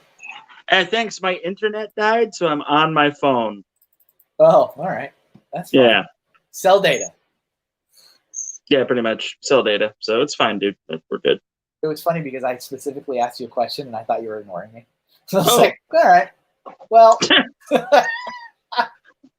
What was the question? I was talking about the actor who plays Max in this. Matt Frewer plays Max Headroom. Yeah. And I was saying that I only ever think of him either as Max Headroom or the guy from Star Trek Next Generation that was like a time traveling thief. Yeah, I remember. Yeah. I was like, what did you say your name is? Rasmussen. My name is Rasmussen. Right, I remember that. Like, that's all I can think of him as. I think he played the trash can man in the Stand miniseries as well. I don't know that one. It's a Stephen King thing. Yeah. Okay. Let's see. Family Bricks is here. I thought Matt was here earlier. Hello, Matt. Again. He was here earlier, I think. Welcome back. Yep. Let's see. Oops. No. Don't do that. What are you doing? Stop it. All right. Okay. We are 1 minute past the color, which means this guy gets color. That's cool. That's fun, right? That's yeah, it is.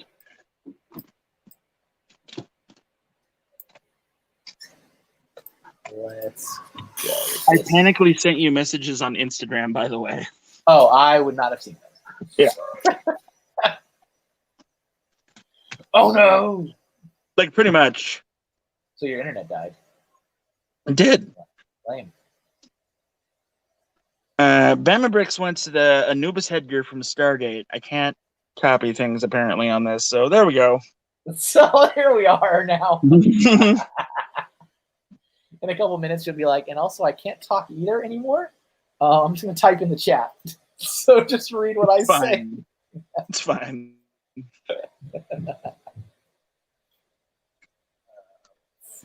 Apparently, Family Bricks was on Twitch. Oh, gotcha.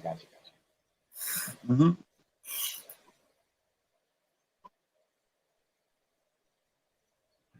Did you watch Max Headroom when you were a lad, Kevin? No. Nope. I've only seen... All right. I wasn't even done talking. Cool. I've only Good seen like talk. various episodes and stuff on YouTube. I haven't seen it officially anywhere. All right, Hope Castle, thanks for dropping by. We will see you later. See ya. And Hawkeye is already trying to replace me midstream. All right, trying to move on.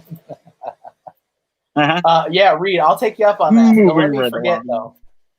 though, because that'd be cool to have you on an episode.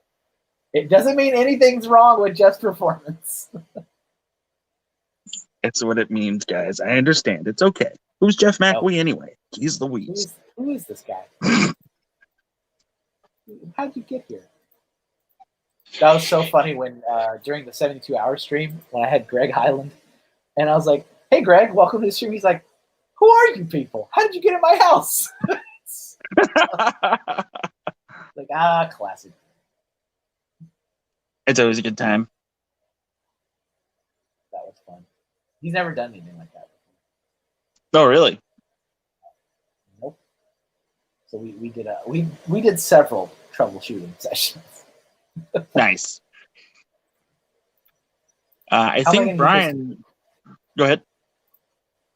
No. I think Brian's actually going to do the 24-hour stream. Good. Oh, he's supposed to. Yeah. That was the agreement. It gets transferred to a new soul. He took it.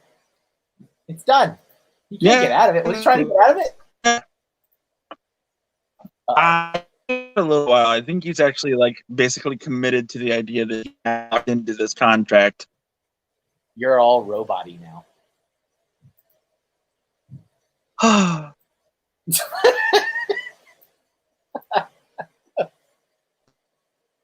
What's up, John Y? We got John Y here. Hello.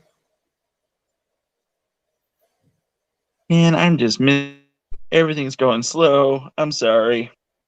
I think I hear you. Okay.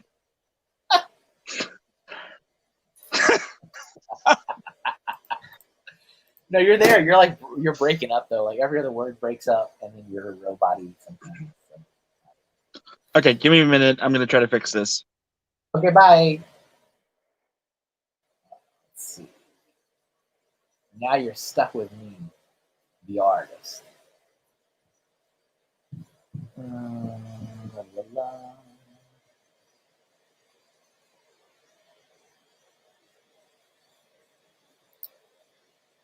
What TV shows had robots on it? Larry, Matt's filmography is insane. He played Soldier Number 2 in Spies Like Us, among hundreds of other roles. Yeah. I mean, GoBots had robots. GoBots had robots? I see what you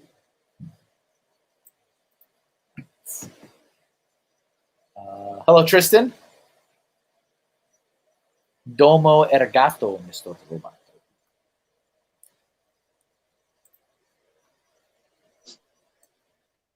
Hi, Tristan. Welcome. I'm sorry, Kevin. It looks like my net's going to be out for a while. So is this okay, or do you want to get somebody else in here? I mean, it's up to you. It's fine. I'll stay. We have, what do we have left? Yeah, there's a delay, unfortunately, but that's okay. And every now and then you get robot-y, but it's fine. Okay.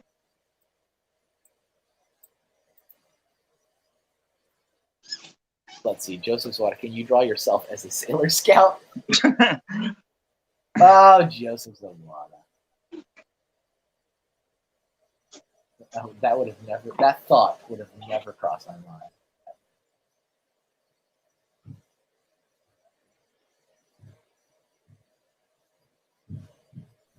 Tristan just wanted to say hi, but he's got to go back to school. Oh, all right. Thank you. Bye. Appreciate it. All right. I do think I want to throw just a simple-ish kind of background behind him with all the crazy lines and stuff. Yeah, I mean, you can't have Max Headroom without the crazy lines behind him. Yeah, that's the thing, right? Right.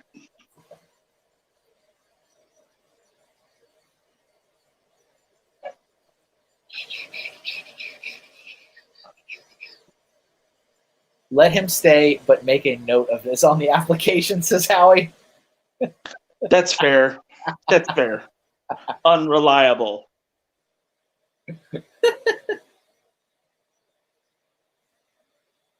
That sucks though. Anytime I lose my internet, I feel like I'm about to self-implode. Like, no. I need it. And I am muting myself as I walk around, so sorry. It's fine. Okay. Do you have like a toolbox?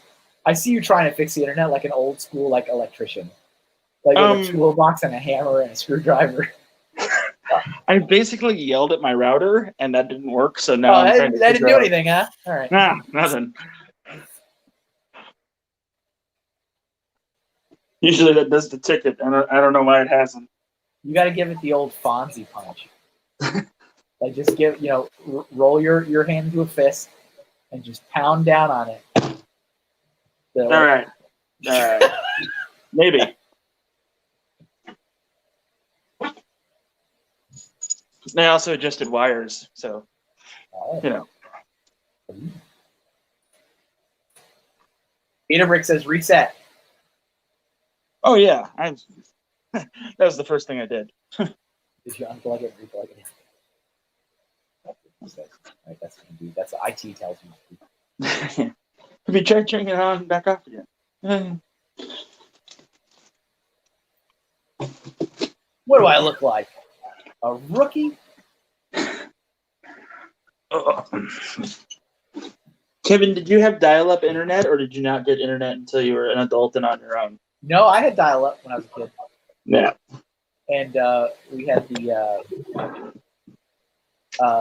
my grandparents had the better internet because my grandfather was a psychiatrist who had gone into practice after being a doctor for so many years.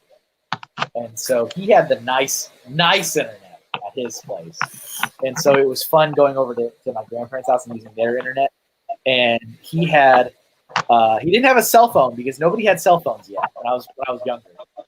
But he had a pager. He actually had two different pagers. He had a pager from two different hospitals when they needed him, because he would do emergency stuff if they needed him to do it. But he was like mostly a psychiatrist at that point in his life. And so he had two pagers, and they obviously had the home phone. And so I remember using their really awesome internet, and he would constantly tell me, I just got a page from the hospital, you need to get off the internet. And I'm like, no! Oh.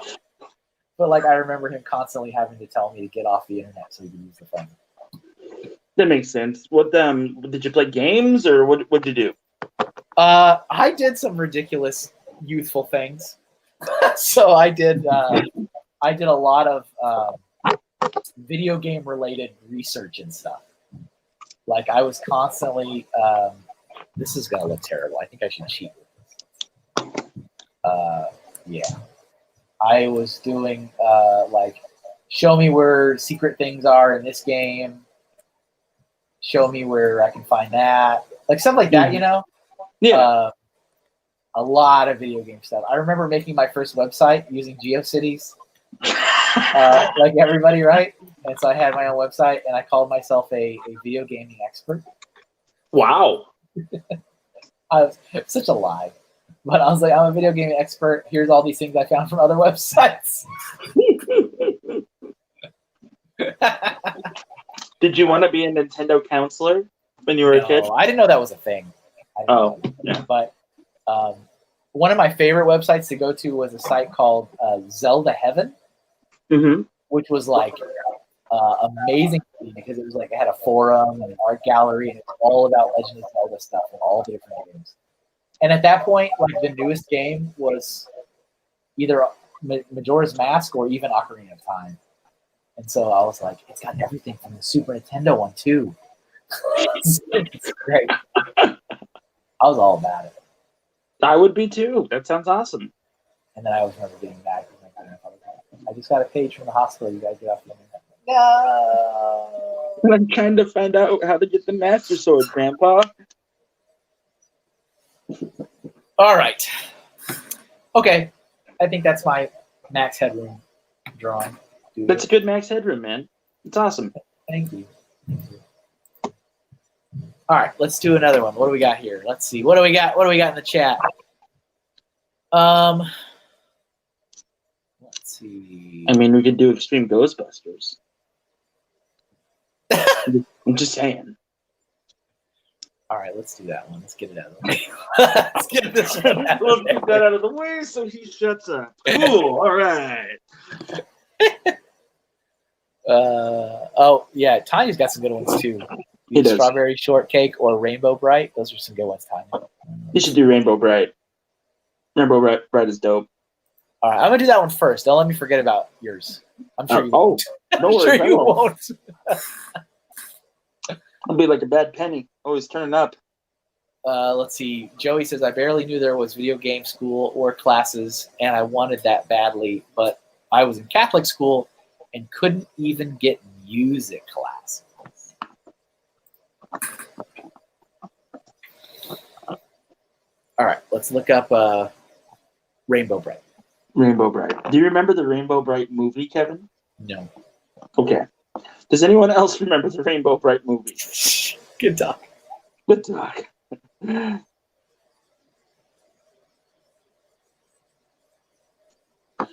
Fantastic. All right. Were you waiting for a verbal response from the chat? I might have been a little bit. I don't know. From I the don't know where I chat? was going with that. Everybody in the chat, if you can use your collective powers to verbally tell me. Let's go up here. Did you find a good reference picture, Kevin? Yeah, I think so. All right. How's the repair work going? The light is still blinking orange. So now instead of seeing you as like an old school plumber or electrician, now I'm seeing you as like an engineer on a Starfleet ship. And That so you've makes got sense. like the you're looking at schematics and you're like, if we remodulate something, I don't know. I can't even do the techno babble. I got it. If we remodulate the positronic flow from the neutron matrix, we might be able to realign the flow from the broadcast. So kind of like filling a bottle with liquid nitrogen. Yes. Thank you. I always thought that if I were ever on Star Trek, I would be the Starfleet officer, much like O'Brien, who didn't go to the academy and was just like, well, I better sign up because I don't want to do anything else. You know what's so funny? As I told you, I've started watching season 2 of Discovery. You know, a little bit here and there. You know, slowly but surely. But I've noticed there's been a huge uptick in the classic Star Trek, like here's the technobabble thing, and then here's the real life equivalent. Yeah. Like it went up a lot in just the first 4 episodes. I was like, wait, what does that mean? It's like catching lightning in a bottle. Got it. Got it. I'm good. Like they didn't do that in the first season that much. No, like I'm getting a lot of like classic Trek vibes in season 2. Well, I mean, you got Captain Pike. He's pretty big. Yeah, Captain Daddy, as he's known in some circles. And number 1 just showed up. Yeah, she beamed on, and I like how her credit on the episode is number 1. She literally has no name. No, I'm like, yep, that sounds like the pilot. Yep. I like that Pike and his Enterprise is getting a series. To tell you the truth, like I heard about that. Yeah, it's called Strange New Worlds, and I'm just do it already. You know, I think it's so crazy how in Discovery they're just like, you know, oops, we couldn't help you during the war. We were doing a 5-year exploratory mission. It's like, I mean, I get it, but also in wartime. Yeah, I don't buy it. I don't buy it. Yeah. It's just if you think about it, Kevin, in Star Trek First Contact, when the Borg attacked, Picard's orders were patrol the neutral zone. Right, because they didn't want him there. Right, but that was wartime, and like they had the ship of the line at the time. You know, I guess people do dumb things. I guess. Yeah, but they had Worf. He was ready to sacrifice himself for nothing. That's your answer. They had Worf. The worst tactical officer ever. A Klingon is. I was trying to think of something to say. The Klingon doesn't know how to not be a bad technical officer. Well, I mean, like every episode they had like firing or whatever, the first shot always missed. And like, heaven forbid if Worf was around barrels. Oh, those barrels were heavy, Jeff. He almost died. He almost took his own life because of those barrels. I mean, I'm just saying, those barrels. No sympathy for Worf and the barrels. Like, he's the worst space dad on the planet as well, by the way. Alexander, whatever. You will live with your grandparents. In Russia. Oh, and the character of, I've been introduced the last couple episodes to the character of Janet Reno, I think is her name. The engineer, or like she's like engineer. The plumber. She's amazing. Mm-hmm. She is so funny. So funny. I love her character so much. We'll just use some duct tape and call it a day. What? Has she mentioned like, duct tape yet? Yeah, and he's Stamets is like insulting her, and she's like, "I can use duct tape on that too." He like points at his mouth. It's like, okay, that's some good stuff. Did you get over Captain Margot being a bad guy? Spoilers. I mean, it really feels like, I mean, it was a huge revelation, right? Like it's a huge revelation, and it hit me really hard. I'm like, oh man, that's a great twist. But then, like, it just went. I feel like there's so much happened after that I have forgotten about it. It's like, oh yeah, hold on, that was a big deal. And they do have to kind of remind me every now and then, where like Pike will be like, Lorca's gone. I'm like, oh, that's right. Oh, that's right. He was a madman. Right. Yeah. Attorney General Janet. No, that's her name, though. I mean, I was about to say, like, I think that's a famous name I remember hearing. But, like, that's her name. Her name, isn't it? It's Engineer Janet Reno. Yeah. No, you're right. That's her name in the show. Yeah. But I remember, like, going, like, that name seems familiar outside of this show. I just couldn't place it. It's almost as if they were respecting the person by naming a Star Trek character. I mean, it could be. Could be. Could be anything, Kevin. It could even be a boat. Could be a boat. I mean, a boat is a boat. But a mystery box could be anything. Like a boat. It could maybe even be a boat. So good. That's one of the best right there. Yes. Oh, sorry. Let's see.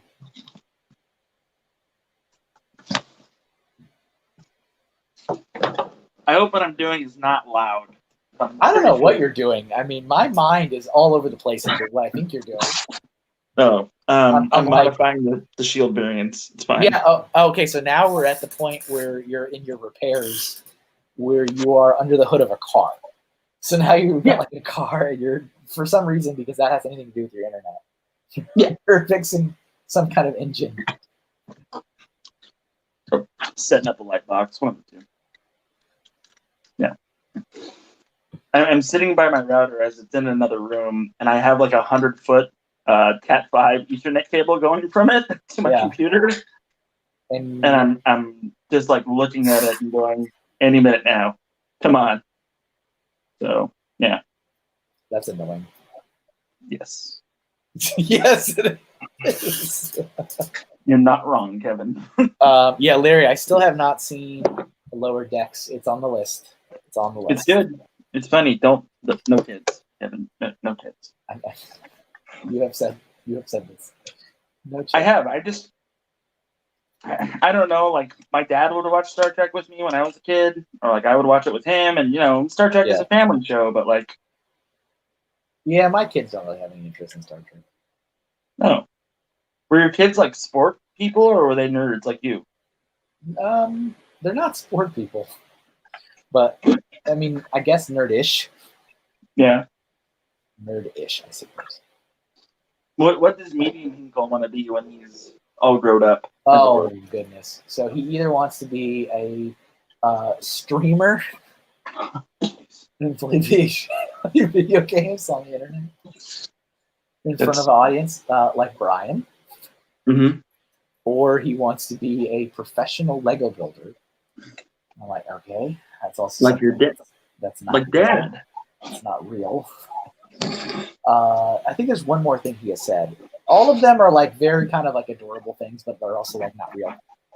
Oh, you know what I'm saying? Like, I know what you're saying. Okay. I mean, that being said, I'm an artist, and that's not real. That's not true. An artist is a pretty legit profession these days. Well, if I can make money.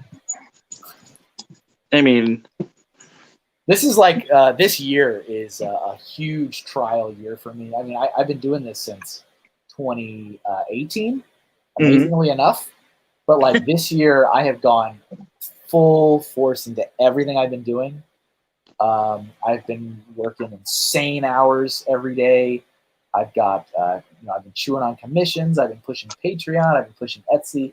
Like this is the year where I'm like, if I can't make it after doing all of this, then yeah, we'll be looking for part-time employment. Like it's just not, because that in my mind, I'm like, that's me firing on all cylinders, exploring every avenue with all the time available to me. If I can't make it work then I just need to look at other options. Like, have you? Yeah, I know what you mean. It's a bummer. Like, if that doesn't happen for you, but like your fallback, I hope you've like looked at like, comic book companies or like Wizards of the Coast to like be an animator for them or be an artist for them. I hope that's in the books for you. Yeah, I mean, part of it is trying to find creative, like 9 to 5, creative 9 to 5s somewhere else maybe. And if that's what needs to happen, that's what needs to happen. That's all right. But part of me knows, because I've done this before, is that anything you do like that, all of a sudden your energy and drive to do it outside of it is just kind of gone. So it's like, because that's what you'll pour your time into. And, is what it is. Ray says, wonder where you got those ideas. It was not from me, Ray. Those are not from me. Those are not my suggestions. I might have something to do with it. That's here. Joey's got to go. He's Bye, Joey. Attend to a litter of children. What? I don't know. He's got a litter of children he needs to look after. Oh, okay. Are you dad, Joey? I hope not. Have you become a father? Congratulations. Joey would be like a fun uncle. He's the fun uncle. Joey's the fun uncle. Joey would be a good fun uncle. I found him. Everybody have fun. Joey's the one that's like, I'm going to show you guys this movie called Star Wars. That's the uncle. And maybe launch into a 30-minute dissertation about it. What? What? I thought Rainbow Bright was a horse, says Joseph Zawada. Who is scarier, a light bright or a girl coming out of a TV? I don't know. You tell me. She rides a horse. Does she? Yeah. Okay. I've never seen it. She rides a unicorn horse thing that has magic rainbows coming out of her rear. Really? That's what I remember, yeah. Really? Yeah. I'm not making this up. Someone's going to be like, Jeff, that's not what happened. You're thinking of a parody, Jeff. See, Joseph Swada. I don't have any nieces or nephews, but cousins works too. I am the cool older cousin, no greater honor. Indeed. I mean, if you're busting out long Furbies on people, you probably are the cool older cousin. I mean, nothing says cool older cousin like, hey guys, take a look at my Furby collection. This long Furby. But I am glad that you liked your gift, Joseph Zawada. Happy to hear that. That was a fun one to do. I actually really enjoyed doing that. I missed it. What did you draw for Joseph Zawada? He hasn't shown it yet, so I can't. Can't divulge. Well, that's cool. Thanks, Joseph. Thanks for nothing. Thanks for nothing. So, Kevin, do you have like a free, not a free gift, but a gift that you've done that you've been like, yeah, and just like really be happy about it? I mean, really not happy, but like really pleasantly surprised with how it turned out. Yeah, it's happened a few times. Okay, great. I'm trying to think of several things at the same time. Jeff. Good talk. Good talk. Dang it, Jeff. Dang it. Let's see. What's up, Luke Builds? Hey, Kevin, do you know if any conversation are happening soon? I mean, we're talking now. I think Luke might need conventions. Oh, okay. I was like, are we having a talk? Well, I mean, should I be worried? I don't think so. No. Well, I mean, except for virtual BritCon. I mean, they're all virtual. Kevin. They're all virtual, but I mean, if that, yeah, let us know what you mean. Do you just mean in general, like happening? Because there are some virtual ones happening, or do you mean like in person? So yeah, there has definitely been some Patreon gifts that I've been very pleased with. Actually, one of the very first ones I ever did, I was really happy with, and that one had a guy who actually works in the White House. Oh wow! Right now, currently, yes, we have many interesting talks, and I drew him in front of the American flag as like a secret agent kind of guy, and I actually really liked that one. And he like didn't give me any type of prompt. He was like, "Oh, draw me whatever you want." And I was like, "Okay." So I was like, "All right." And I was like, "I guess I'll just draw him." So I drew him as like in front of this giant American flag in a suit. That was really fun. So confirmed, Luke does mean conventions in person. Okay, yeah. Probably not for a while. Yeah. Melania is not a patron, Joseph Silva. Negative. I mean, negative. She could be. She is not.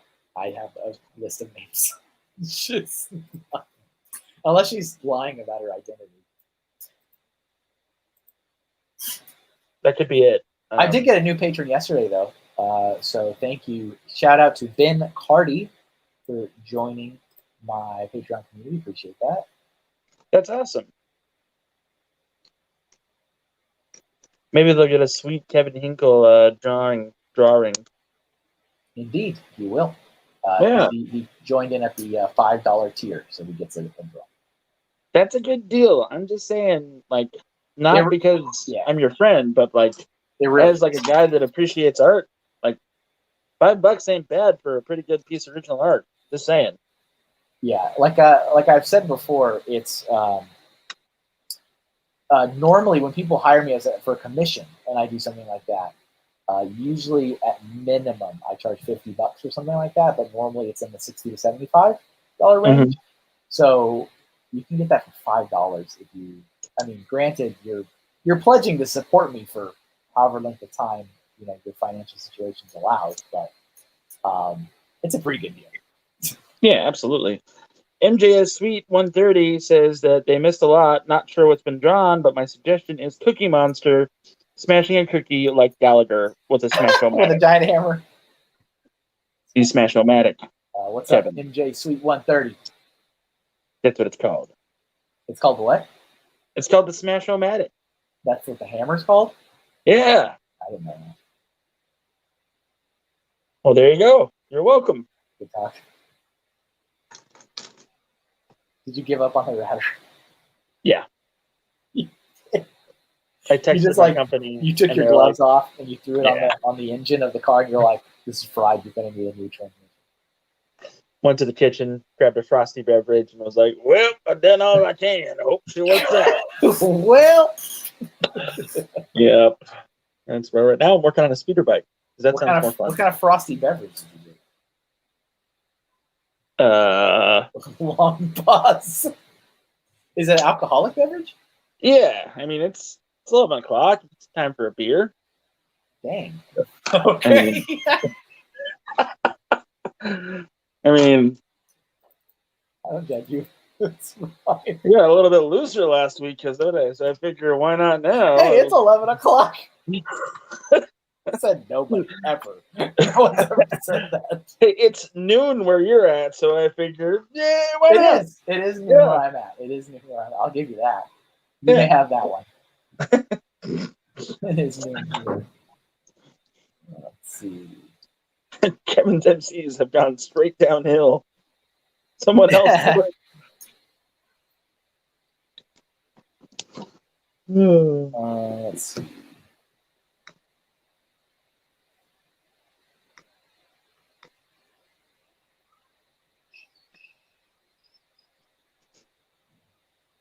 It's looking good. I like the coloring on that, Kevin. That's really What happened? It kind of looks like Chucky, but a lady. But that's okay. It still looks good. Oh. I like the coloring of it. Thank you. It's the cartoon as far as I'm concerned. Yeah. Oh, that's what I'm referencing. Yeah. I didn't want to sound like insulting, and then I realized that I did, and I was like, "That's not what I'm trying to say." I didn't want to sound insulting, but I realized I already did. yeah. I feel really bad about it. I wasn't trying to be that guy, but apparently I turned into that guy. Jeez. I was honestly trying to give a compliment, but then it turned out to, it looks like horrible things. Sorry, I don't know what to tell you. This is why I'm okay with you being here. This is it right here. We're living it. We're living in the moment. We are. We're very much living in this moment of 60 You seconds. seem also, I was going to say, you seem like a busy man these days. Like, I feel like you are involved with a lot of, like, collabs and a lot of video crossover stuff and popping into other people's streams. I bully them. Yeah, I bully them. I make sure that I can be in on their success. Oh. Yep. So Ghost Freakin' Talkin' says hi. Hello. And some other things. Yeah, so it's not Chucky. It's not Chucky. Dang it. I'm helping you out, like, this is twice now in 2 weeks, and this is probably one of my favorite things to do, if I'm being honest. Oh, well, I'm glad to hear that. Yeah, it's really fun. I do my Just Jammin' with Joey Wednesdays. Only Wednesdays. Only Wednesdays. Only Wednesdays. I do my own thing on my own little channel that is literally just called Jeff McElwee. So we got that going for us. And then, do you do those live, or do you record them and then share them later? Are they live? I do them live. Okay. Do you have? Okay, this is gonna sound rude, but it's not meant to sound rude. Okay. Do you have, like? Does nobody watch them? Like, do you have any chat engagement when you do those? No, I never have any chat engagement. Okay. Oh wait. The one time I did, that person left. Oh. I was talking about national monuments because I was doing an awesome review on the Brickhead Statue of Liberty. Yeah. And they were like, awesome history talk, because I was giving out the history, like, little tidbits. Yeah. And then Alyssa left. Oh. After she asked her question. And then I asked a question, and there's a solid 10 seconds of me freeze framing, waiting for an answer. So, because I've listened to them after the fact, and I was like, I don't think he's ever, like, that's why I didn't know if you did it live or if you just use StreamYard to record, which you can. Also, Lindsay comes by and looks at my work too. We've chatted quite a few times, and I've just been like building little things. So okay. I was just like I said, I was just curious because when I watched them after the fact, you're not like engaging in chat, so it led me to believe that you didn't have a chat, like there was no live stream. Because there's no way nobody's chatting with Jeff. No, there's every possible way that nobody is chatting with Jeff. Like, I prove that almost every time. I prove that all the time. It's okay. Like, so when I was doing, I'm gonna go into a tirade here. I'm sorry, you brought it up. I'm just coloring. Your fault. It's fine. Okay. When I started, I was very concerned about everything. Like, this has to be perfect. I have to have the engagement. I need the numbers to get the numbers to add more numbers to it, so I have numbers, right? Oh, that's dangerous. Yeah, and I started with Peculiar Interests. I got my friends involved. We were all making videos, and then that stopped. And I was like, okay. So for like a month, I was pretty bummed out about what to do, and was like, And so I just said to heck with it. And I did. I in all honesty, I have Boone to thank. Like, he put me on the show, and I was doing the stuff with Joey as well, And like after I did that with Boone, and after I got more and more experience with Joey, I was like, you know what? I'm just going to do it my way. And if people like it, great. And if they don't, that's great too. But I'm just going to do this so that I have that outlet. Yeah. So. Got you. I'll do it my way. Right. Like, and Emily is, anytime that I did a video and I didn't have anybody even, do whatever with it, right? Like, it bummed me out. And like Emily was like, "You're really down right now." I was like, "Yeah, I know." And then, I started doing it. Yeah, I know. Oh, that's awful. No, I mean, here's the mental health portion, Kevin. To be able to identify when you are up or down is very important, because you're acknowledging that you have a problem, that you need to fix it, or you're acknowledging that things are fine and you should be okay with things being fine. I can buy into that. Yep. Right. So, I mean, the first step is acknowledging you have a problem, right? Absolutely. Isn't that the thing, the saying? That is the thing. That is the saying. And so you do that, and I was miserable with a lot of things. So like, what do I like to do? I like to build, and I like to ramble on. So that's my channel from here on out. Building and rambling. All right, here's our rainbow bright. Oh wait, I didn't finish this rainbow. The rainbow is not colored. Hold on, last thing, and then we'll get another suggestion going. We actually, surprisingly enough, just like every week, we only have 50 minutes left. Yeah. Isn't that amazing? It's the fastest 3 hours ever. It really is. It's not the fastest 3 hours. Sitting at the DMV. No.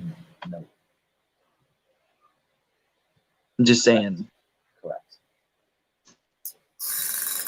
Let's do. I didn't do enough lines. Let's add another at the bottom. There we go. All right. It's perfect. It's good now.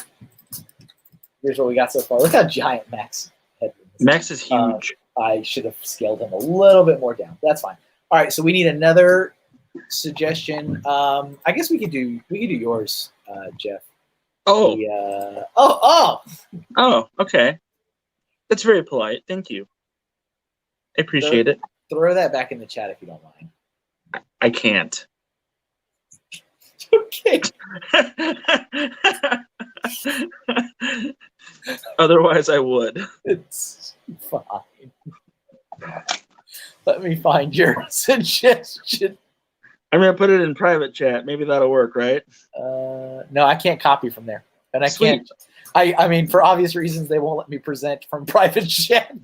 I mean, there's that, I guess. Let's see. Where is your last one? Let's go back. Let's go back. Let's go back. Where are you? Where are you? Where are you?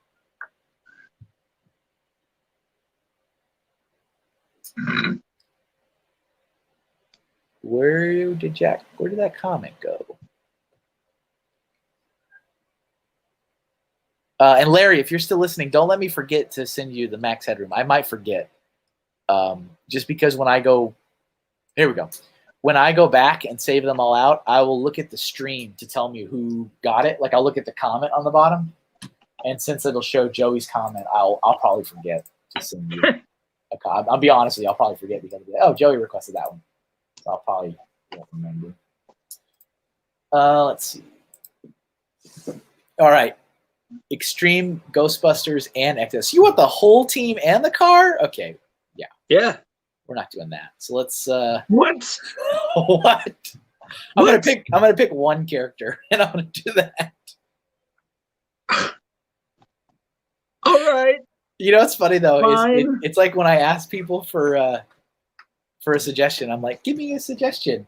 And they'll be like, okay, my suggestion is I want a bear wrestling Darth Vader in the middle of a dungeon from Zelda with Link in the background on looking with a sword and shield, and Pikachu is also next to him worried while all of this is taking place on the holodeck of the Enterprise. Yeah, I'm I not doing mean- that. So I go and pick one thing out there that you want. I feel hurt. It's fine. No, yours is a lot more realistic than that. But there's a lot of those Yeah. where I'm just like, you realize that your one suggestion has like 15 things in it. Like that's essentially taking away 14 things from somebody else. That's like wishing for more wishes. That's exactly like wishing for more wishes. All right, here we go. Let's see. Let's see. Ib for Toloni 1684 says in a very, very realistic, believable way, are you in search of followers, primes, and views? Come on bigfollows.com. Bigfollows.com. 3 asterisks. Yeah, can we get a ban for If for Bertoloni 1684? Thank you for spamming my Twitch chat there. Appreciate that. Do you? I really don't. But that happened. I mean, maybe you've made it in Twitch when you're getting the Twitch spam bots, yeah? I have actually gotten that a couple weeks now in a row. Not from the same, but like that same-ish kind of message. Yeah. So maybe That I means have. that you're making it, Kevin. That's Maybe what that I have, means. Maybe. I don't know. I don't think I have any mods on Twitch right now, unfortunately. So, oops. Yeah. That'll just stay there. Awkwardly, as you think about it for the rest of your life. No, just me? Okay, cool. Just you. All right. How's that frosty beverage? So Hawkeye says, remember my request of the space robot zombie monkey riding a shark near the sun with sunglasses while in space? I do remember that one. That was one of those. That was one of those. And I drew that one, though. I drew that one. That's a pretty awesome suggestion. I'm just saying. Well, here was the thing that I struggled with that. How do you make the zombie a robot? Well, you draw a zombie with a robot arm, Kevin. That's kind of what I did. Because I was like, it's already dead. Yeah. So what is the cybernetics going to do? And I was just like, I was so confused. You draw a Borg. I guess. Oh. Okay, well, never mind, I guess. It's fine. I don't know.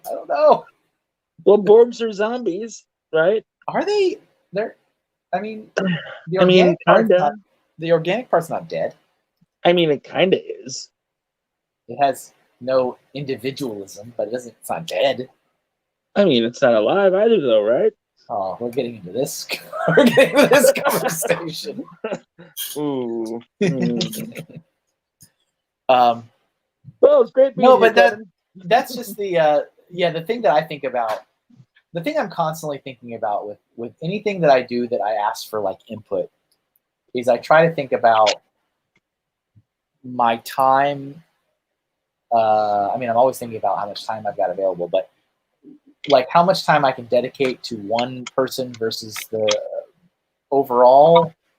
Yeah. And so I always hesitate when suggestions or things are like, hey, can you do this, and this? Because I'm like, how many things am I not going to be able to do because I do this one? Right. And it just makes me feel slightly guilty where I'm like, well, I drew this one person's suggestion where they wanted 15 characters in one thing, and then nobody else got anything. It's just like, it's not like somebody didn't ask you to draw like 4 easy characters and like a car or anything. I know. I'm just saying. I'm providing my thought process. I'm just saying. It's a good Egon. Thank you. You're welcome. Somehow I feel like it's forced. I don't feel like this is genuine. No, not at all. No. I know it sounds like that, but honestly, no. I mean, you're not making it any better. Okay, cool, good, excellent. This reads looking a lot better from here on out, eh? Let's see what happens when we remove the puppy.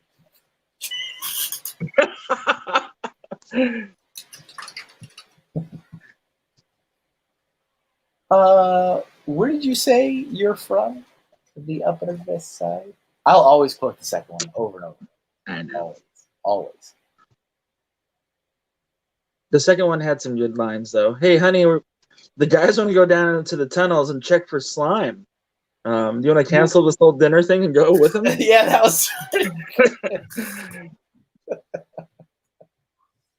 Oh man, that's pretty good. All I know is that I turned into a dog and these guys saved me. One time I turned into a dog and they saved me. Thank you, Mr. Tully. Short. No, he's like, thanks. Short yet pointless. Right? No. Your Honor, why don't you hole. just tell them you don't believe in ghosts. Well, we were digging that hole because there's so many. We didn't think anybody would notice. Yeah, what did I tell you guys? Phone lines are over there. What did I tell you guys? The phone lines are over there. Hey, buddy, we called Ed and Costello. So what's your next story? I got a major gas leak here. I mean, like he like takes 2 seconds and thinks about another one. That one's so good.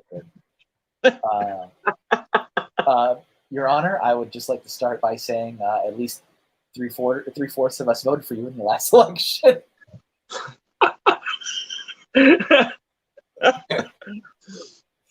Oh man. So I mean, I enjoy it. I just like that one so much. I enjoy like I said, I enjoy the first one because without the first one, there's not a second one. Right. Just that second one is just so funny to me, and I've got so many lines memorized from that second one. It's so good. Really makes you think, huh, Ray? What's that, Pete? She naked under that gown or not? She's Italian. She's French. Or she's a French. Yeah. She's French. It's so. She just steps on the police car and he's like, "My fault. Sorry." Oh, it's you. I hope you have your license.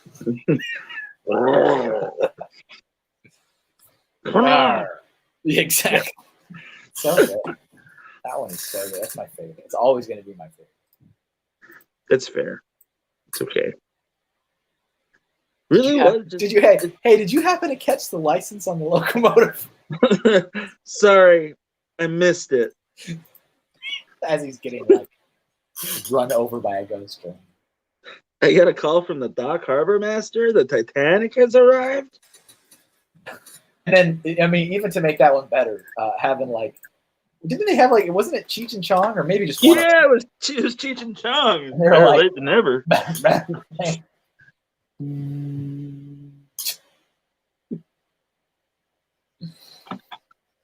And the music in those movies were fantastic. Yeah, so many.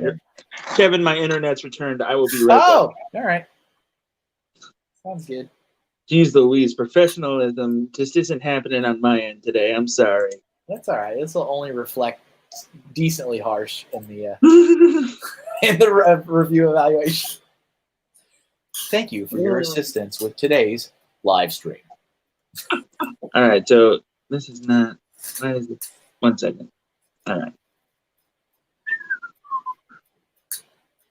My computer box says my internet's back, but it's telling me that my internet's not back.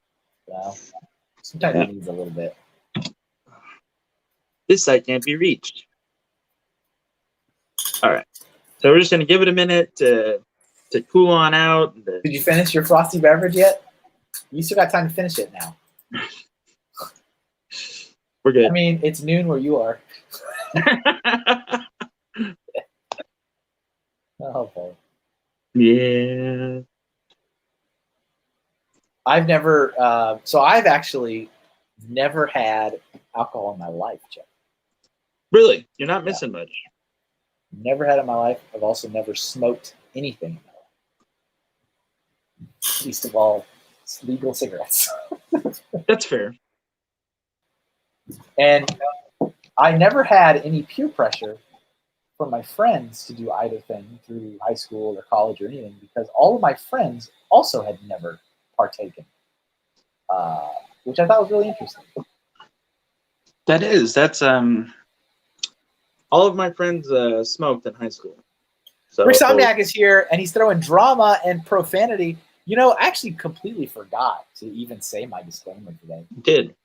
Which I think is okay because it's been a good stream. I think it's Yeah, I haven't even let one slip, as it were. as it were, indeed. Yeah. This is true. You have not done such.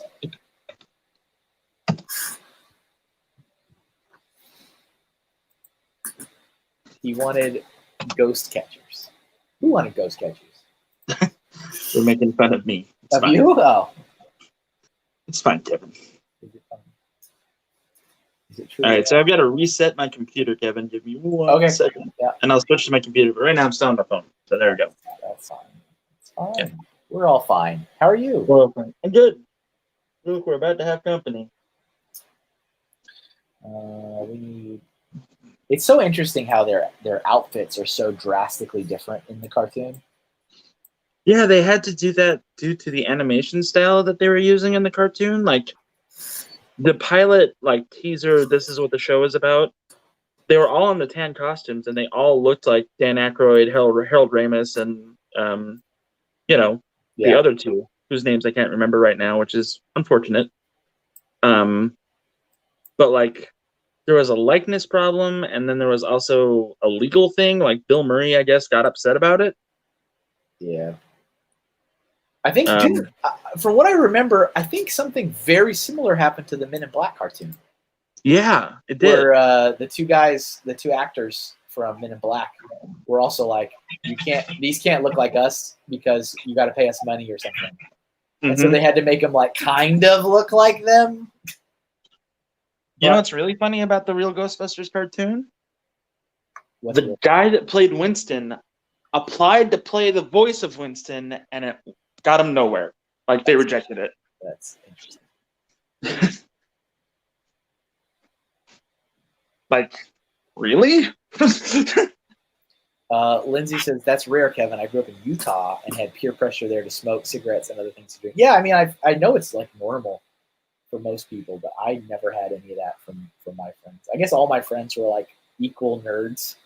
And I always kind of went my whole life with like a very small circle of close friends. Like that was kind of what I always did. It was like 3 or 4 or 5 friends at most, and they were all very similar to me. And so none of them did it. So there was like no pressure to do it. See, that's good, because I hung out with the punk rock kids in high school and like the drama nerds. And they're like, let's take out Jeff. So mission today, we're taking Jeff out. Fantastic. That's when we get him to do that. He doesn't want to do it. Yeah, that's pretty much how it was, unfortunately. I just wanted to be part of something, and I was like, yeah, I'll have one. Why not? Right. I get it. I get that. Which is, don't do either of those things, kids. It's bad for you. Don't listen to Jeff's life experiences. Listen to them and learn. Learn from them. Joseph Zwada, it was never my thing either. I was never offered alcohol and substances until I went to Lego conventions.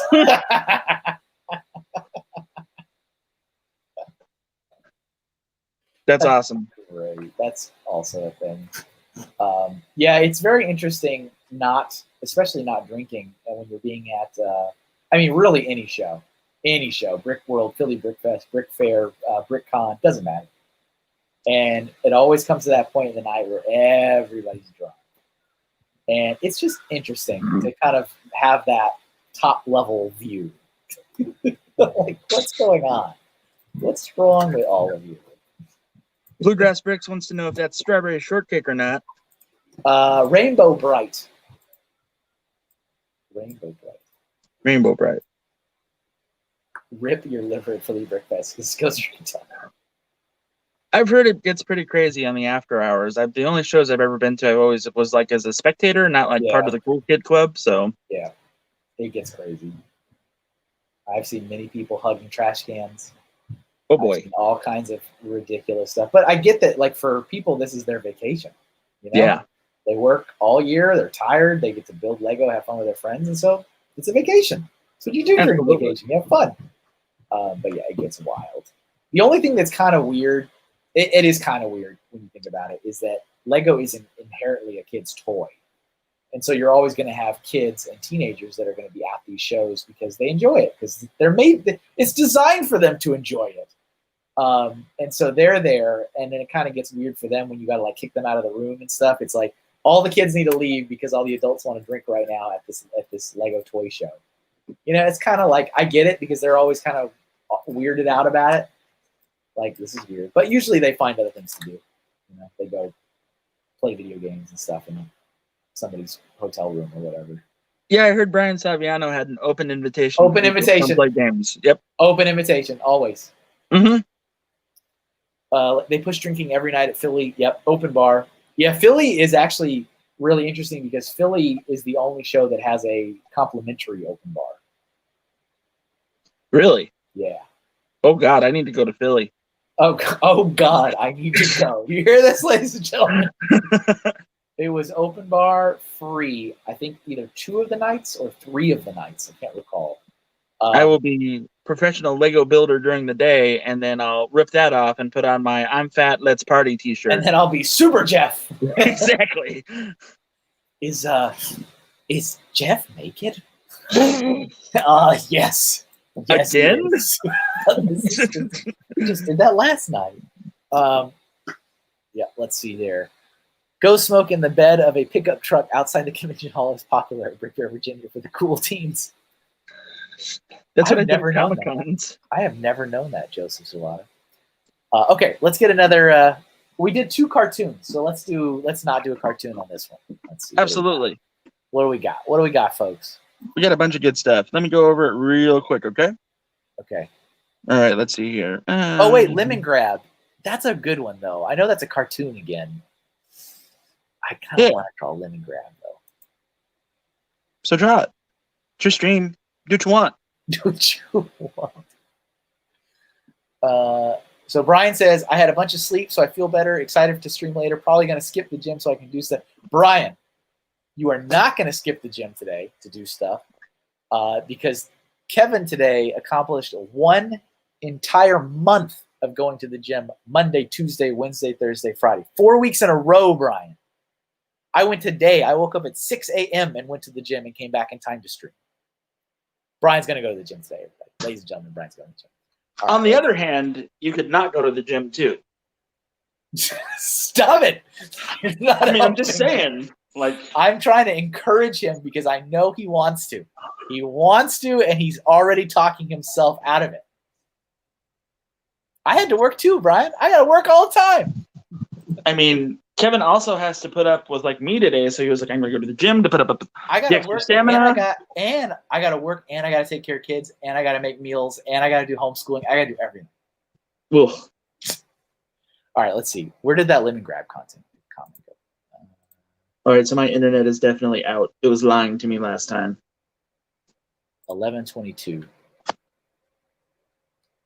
I'm trying to push you in a good direction, Brian, but you are the master of your own destiny. And sometimes that destiny leads you to the gym. Sometimes it leads you to a pack of 25 munchkins. A Lemon Grab is off of the reservation. We've lost the Lemon Grab. We have lost it. Shut up, Kevin. You lost the Lemon Grab comment.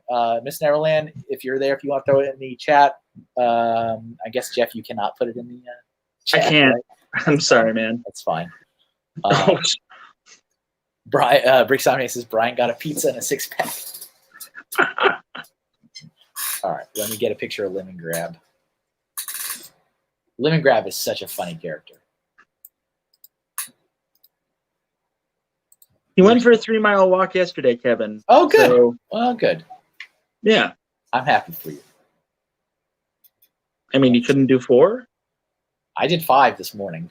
I mean, I'm just saying. Immediately gets the judgment. You did great. Now we're going to pick this apart slowly. I mean, Kevin's older, and he's got, more stress. I'm just saying. Such a backhanded compliment. You did great. But you could have done better. That's how all of my compliments are, Kevin. I don't know if you've been paying attention to that or not, but yeah. Oh, great. Lindsay says, Jeff. I don't have the luxury of going to the gym. I don't have anyone else's baby. Yeah, that's exactly why I'm at the state I am, because my second child was born, and my whole gym schedule was basically stopped for about 3 years. So that's exactly, I know exactly what you mean. Let's see. So what you're saying is don't have kids. Gotcha. No, they're amazing. Kids are amazing. They do a lot of things though, but they're amazing. They do stuff. They do stuff, but it's like the good outweighs the bad. You think? I think for most people. Awesome.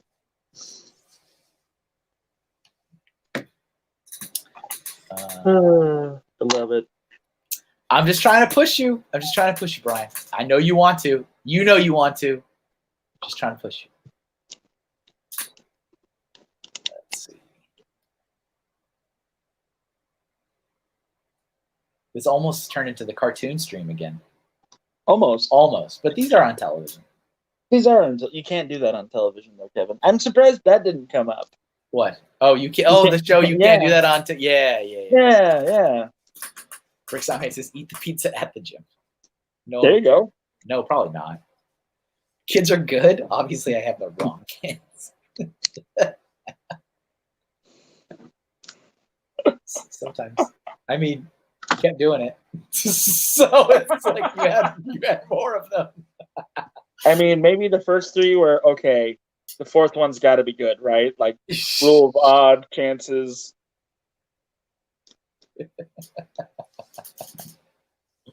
Brian is apparently a loser and doesn't have anything going on Saturday. He may go Saturday afternoon instead. Nice. So there you go, Brian. Go to the gym on Saturday. And then, do 12 miles on the elliptical to make up for the gym trip you didn't make today. Problem solved. You're welcome. That's how that works, right? And then Jeff's going to go.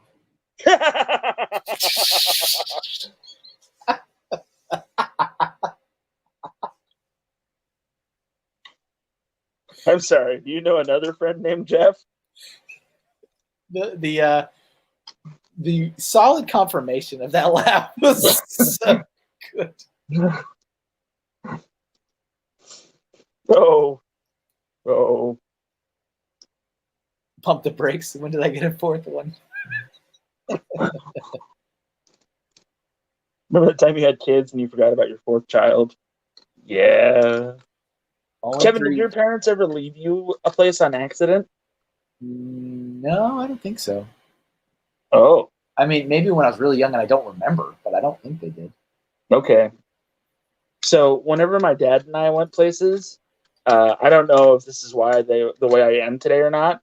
He would always forget me. Oh. Yeah, like we would go to. You're just like, yeah. Yeah, like we would go to the store and like we would be looking at toys, and then we'd go to the fishing department, and then we would somehow get like separated, and then like he would just be gone. I love this. Brian says, final answer is I'm going to go Saturday, but I'm going to binge eat a large pizza today. That's good. I love it. What kind of pizza are we getting? Where are we getting it from? Oh, man. And Rick Somniak is proud of you, Brian. One time, my wife, not to throw her under the bus by any means, but one time she, my older son, when he was much younger, she was driving him to school, and she was going to go to work, and she forgot that she needed to drop him off first. Oh no! So she went to because he had a point in his life where he was really quiet. Like, I think most kids have that phase where all of a sudden they're quiet. They don't say anything. My younger son has not had that phase yet, but soon. Guys. But so she got all the way to work and she was getting out, and he was like, "Aren't you going to take me to school?" And I remember she told me that story, and she was like, "I yelled because I literally forgot he was in there. He scared me so much when he said that." I was like, "Aren't you going to take me to school?" That's awesome. But I've actually very recently been having issues where for years I have not a tradition, but my routine is I do the laundry and I'll grocery shop on Saturday for the family. Mm-hmm. And when I put the clothes, I go to the laundromat because we don't have machines. I put the clothes in the dryer, and then I go to the grocery shopping because usually it's about an hour hour and 15 minutes to do grocery shopping, so the clothes dries while I get the food. And the last like 2 or 3 weeks, I keep picking up the groceries, and then I just start driving home. And I'm like, Kevin, you have laundry you need to pick up. And that's never happened. Maybe this is the old Kevin's getting closer to the 40 number than the 30 number. But I'm just like, what is going on? Why do I keep forgetting? I've done this for years. What in the world? Maybe you're getting dementia. It runs in my family. Oh, does it? I'm sorry. It runs in mine as well. So, hey, everybody. It's been great. We used to love CC's Pizza, Versamiac. We used to go there a lot. I don't think there's a CC Pizza anywhere near us in Connecticut at all. I think the closest is New York. CC's Pizza is pretty good. There's one down the street from me, actually. Yeah, we used to love that. Ghost Freaking talking. We left Jigglepuff in the car in the middle of winter as a baby and walked around a good half hour in a store and then realized at checkout he was in the car. Boom! That's right there. That is parenting wins in a slightly embarrassing way, but you have to get your stripes. You have to? You have to. I mean, every parent does. Okay. Every parent does. It's going to happen. Whether you like it or not. It's going to happen. Yeah. Let's see. Barbecue chicken pizza from Domino's so I can feel my consciousness rise out of my body as I enter the ER. Wow. Brian wants to ascend. Brian does want to ascend. Brian, you want to help me out with my 5-hour Patreon stream? I honestly don't think I want to make anybody MC with me the whole 5 hours. I don't think that's fair. I mean, I said that I would, but clearly, no, I want you there. I don't for it anymore. I want you there. I just don't think that I want to make you do all 5 hours. That's a lot of time. I think that it would be a stretch for 5 hours. Yeah, it is, and so I think it would be nice to maybe change once or twice at some point. Brian's up. He signed in. Very good. Very good. Excellent. Unacceptable, says MJ Sweet. 1,000 Years Dungeon. Oh, that's great. That sounds so not sincere. It is though. Like I'm not. I guess I'm not good at like expressing. I think you conditioned me for all the sarcasm and words that like now all of a sudden genuine compliments they don't land. I mean that's fair. Yeah. I'm always blown away by like people that can draw and paint and do these things. Like I am when I was younger, I really was into it, but then as I got older, my hands definitely like stopped. Like building with Lego is definitely a strain. Oh, so, it's like, strain. Oh yeah, it's really? That sucks. It's real bad. Yeah. I was gonna say I hear so many people typically say like, oh, I have these issues with my hands, but Lego, it makes it feel better. Like I'm so used to hearing the opposite of that, and you're like, this actually is really painful for me. It's like, oh, it is. That's horrible. It sucks. Doc Sampson's here. Really excited to see Brian. Brian wants to do all 5. I don't think I want anyone to have to do all 5. That just sounds not fair.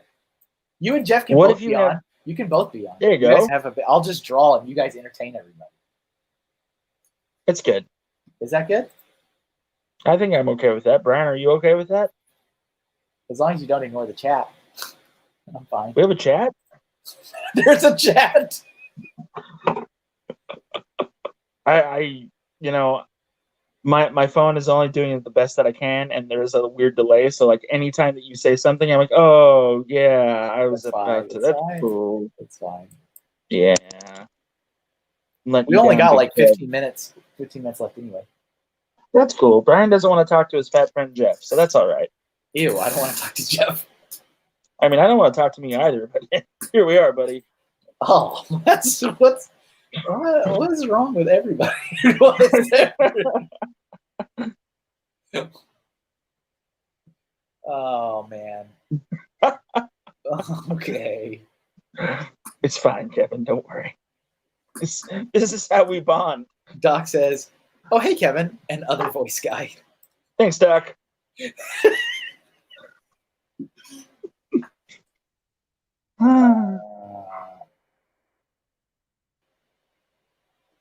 Oh. So how do you feel about what you've done today so far, Kevin, with all the drawings? Oh, I feel like these are pretty good, actually. Yeah. We definitely have time for one more. This time I do not want to do a cartoon. So it needs to be something television related that's not a cartoon. People, throw your suggestions in. Let's do fresh, brand new, fresh. I'm not going to look back. Throw in any. You can put something in you've already said. That's fine. But throw in your suggestion for something TV related and not a cartoon, because we have a lot of cartoons on there already. So let's do something non-cartoony. Mr. Rabbit from Utopia. Let me look that up. Keep typing stuff. I'm gonna look up what people say. I'm gonna take a look at. I'll keep reading stuff. Yeah, do that's that. my job. Yeah, absolutely. I would. Anubis Head from Stargate. Yeah, I remember when Bomber Brooks suggested that. I put it in, but you know. I'm gonna look up these things as they're coming in here. Yeah. I put him in. I don't know why he's not doing it. The Anubis Head would be great. In all honesty, that's a cool show. The NBC Peacock. Oh, there we go. For some copyright infringement, that'd be cool. I'm all about that. That's my thing. Yeah, for sure. Game. What about Lunette and Molly? Joseph Sawada really loves them. Oh, the please stand by screen. I gotcha. The old school one, right? Actually, you know what? I do want to do that. Chef Ramsay's a good one too. Man, I definitely don't have enough time to do both of those. Nope. I thought at first, Howie, you were saying like I should put up a standby screen. Now I get that was actually the suggestion, was the old school like please stand by screen. I think I'm gonna go with Chef Ramsay. Chef Ramsay. All right, you got to draw him like you have to draw him being nice, Kevin. He's gonna no. You got to draw him being nice. Who are you? All right, let's see. Oh, okay. Chef Ramsay's never nice. Yeah, he is. He's nice to kids. Ooh, okay, fine. He's fun. He is nice to the children. That's about all. Yeah. I mean, everybody else is a donkey, so. Or a stupid sandwich. Put 2 pieces of bread on their face. He goes, "You're a stupid sandwich." So ridiculous. Absolutely ridiculous. All right. I'm sorry. I'm interrupting you may speak. today. You may speak. Thank you. I appreciate that. I remember when Chef Ramsay was on the BBC and like he was doing what he was doing over there, but I miss those episodes as opposed to like the high dramatized like American version. Yeah, it's America, man. Have you not lived in this country the last couple years? Tell me about it. I remember watching some of those though. Some of the British version of like the same shows he does in the US. Like they're all like the same. Yeah. It's just like I remember watching the Kitchen Nightmares one, but it's not called Kitchen Nightmares, obviously. Where he goes to other restaurants, and then I watched the. He's so much nicer in those too. Like he's honest when something's like wrong or off, but he's not like cursing at them or anything. Right, he's not making them like regret the fact that they were born and exist. Yeah, exactly. But that's part of the appeal for America is that you're as loud and as negative as you can be, and it's like, oh, okay, Yep, I got you. Totally. And I mean, there's like silly, sarcastic like ways of doing that, but then there's also like I'm gonna make you regret everything all at once. Cool. I'm gonna make you regret everything. Yeah. All right. Let's see how well I can do this. Gordon Ramsay is nice on set. Gordon Ramsay is nice one set, other context, except dealing with stupid adult chefs. Yeah. I mean, part of me agrees with that. Like, if you audition for the show, right, and if you are cooking and you're like there for the most part, I think that there needs to be a little bit of grace with like stupid mistakes, and it feels like there isn't any on his show. Does that make sense? Yeah, I get you. And like, to me, that's not like worth demoralizing a person on live television for. Yeah, they're done. They're done. After they yell that, they're finished. I don't know. Right? I like totally fall into all of it. I love it. Like, oh, this is bad. I understand the concept. Turn away. Turn it up. Yeah. I totally understand the concept of breaking you down so that they can build you back up, but like, it's different when it's in front of like an audience and like your like wife is there and she's like, "Come on, honey, make that souffle." Meanwhile, you're being called a stupid donkey by like a rich British guy who probably doesn't cook anymore. You know? Yep. I got you. Sorry. That was no, it's fine. It's fine. It's fine? Okay. Thanks, Kevin.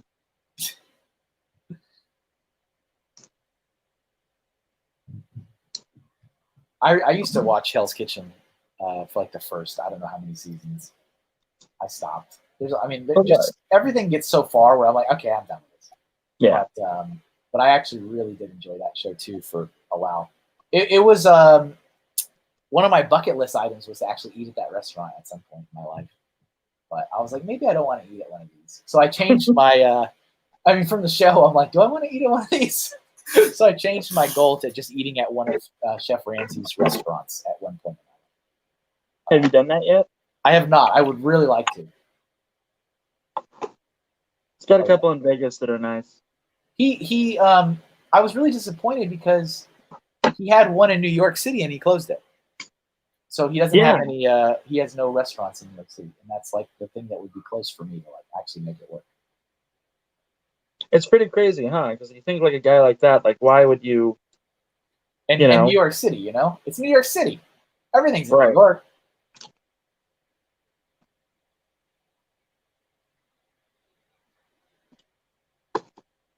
You'd think that would be like the one place where, it would be easy to be successful for a man of that caliber.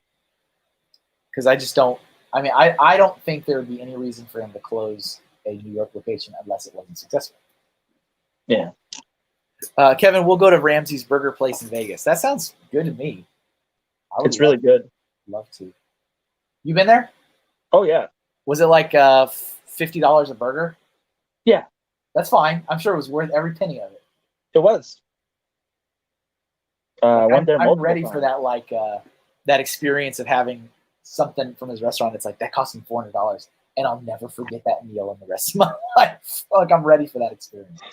Oh, like it's like absolutely, it is an experience going there. Like, it might be just like a burger place or whatever, but like you're treated like you matter beyond anything else on the planet at that time, at that exact moment, and it's wonderful. Yeah. Nice. Like, in all seriousness, it's such a good time. See, I need to have that experience. I don't have that experience. Brian, it depends on what burger you got. Just saying. Oh, you've already been too, Brian? What? Apparently Brian knows everything. Oh yeah, you know it, Larry. That's we had to go with that. He's mad. Oh, he's always mad. He's always mad. Might even add some more on the forehead of the temple. So I moved it so I could add a plate. See if I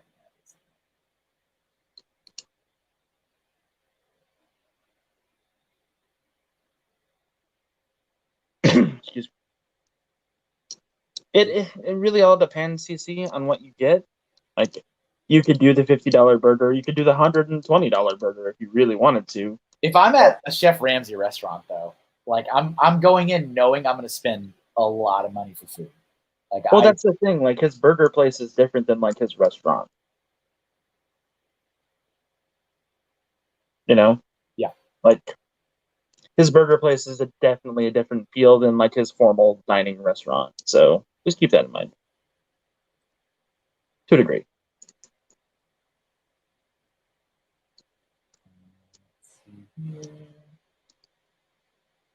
I mean, if you're in Vegas, you might as well just go to Hofbrauhaus instead. Just throwing that out there. What is? I haven't heard of that before. What did you say? Hofbrauhaus? I don't know. What is that? So German food, good vacation juice, good atmosphere. It's basically like Oktoberfest in a restaurant all year round. Gotcha. And I don't know if that's your thing or not, but it's pretty fun. I mean, we already know I don't drink, so. Oh, yeah, there's that. I So totally there's that. Right. You know what's funny though? It's like I don't really make it a big deal. It's like whatever. I don't mind being around people to drink, and I'm not trying to make people not drink. But it's funny when people are like inviting me somewhere or whatever, and then they'll sell it on the fact that like the booze is good, and I'm like, well, I'm happy you'll have great booze. Like that's not gonna do anything for me. It's like okay. Well, the Hofbrauhaus also has really good food, like sausages and like sauerkraut, and like just really good food, like good, like rich, delicious food. So yeah, there's that. All right, let's see. Why is this not doing what I wanted to? Yeah, sorry, Kevin. It's I love it.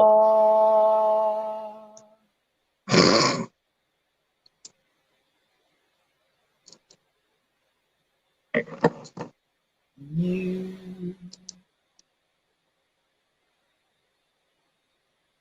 Donkey? Donkey.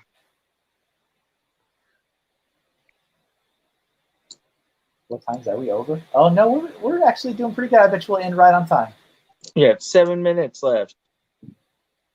It's raw, you donkey. Hey, thanks for the follow, Frogs, over on Twitch. Appreciate that. I'm just there for dessert. Don't judge me. I am who I am. Joseph Zawada, I want the $200 Wagyu sandwich. So the $200 steak sandwich. I've never been to Vegas in my life. You're not missing much. Well, you know, I'm not really looking to go like gamble or anything like that, but it's like I'd like to go once in my life, you know, to experience it. And I'm kind of sad that I never went when I lived in Arizona because that was probably as close as I was going to get to it. You know, that is what it is. So the thing about Vegas, like everybody knows Vegas is, oh, we can go gamble or whatever, right? But like, there's so many other things to do. Yeah, isn't there like shows and all kinds of entertainment and? Oh yeah. Like I feel like a lot of these stores, like the really crazy touristy high end or whatever store, like the ones you see in Times Square are usually also in Vegas. Like it's either in Vegas or it's in New York or it's nowhere. Thanks for the follow, Spacetime Brick Studio on Twitch. Appreciate it. Brian says I'd hate Vegas. I just got to go to experience it once in my life. It's on the bucket list. I mean, they don't have Star Trek The Experience there anymore, so I'm just saying, it's gone downhill. Oh, they do don't they do the Star Trek convention every year though? In Vegas? They do, and those are fun. Those are lots of fun. You ever been to that? Every year I volunteered. Every year? Yes. When was the last? Have you been like consistently? Have you ever missed one? Yeah, I didn't go 2019. That's pretty impressive. It's so cool. Like I got to like ride in a van with Brent Spiner. That was cool. Like I got to tell Jonathan Frakes that he can't go in a certain direction, and he got mad at me. Oh. Like, so you can't go this way. We have to go this way. Who are you to tell me that? We're a handler. Were you his official handler for the show?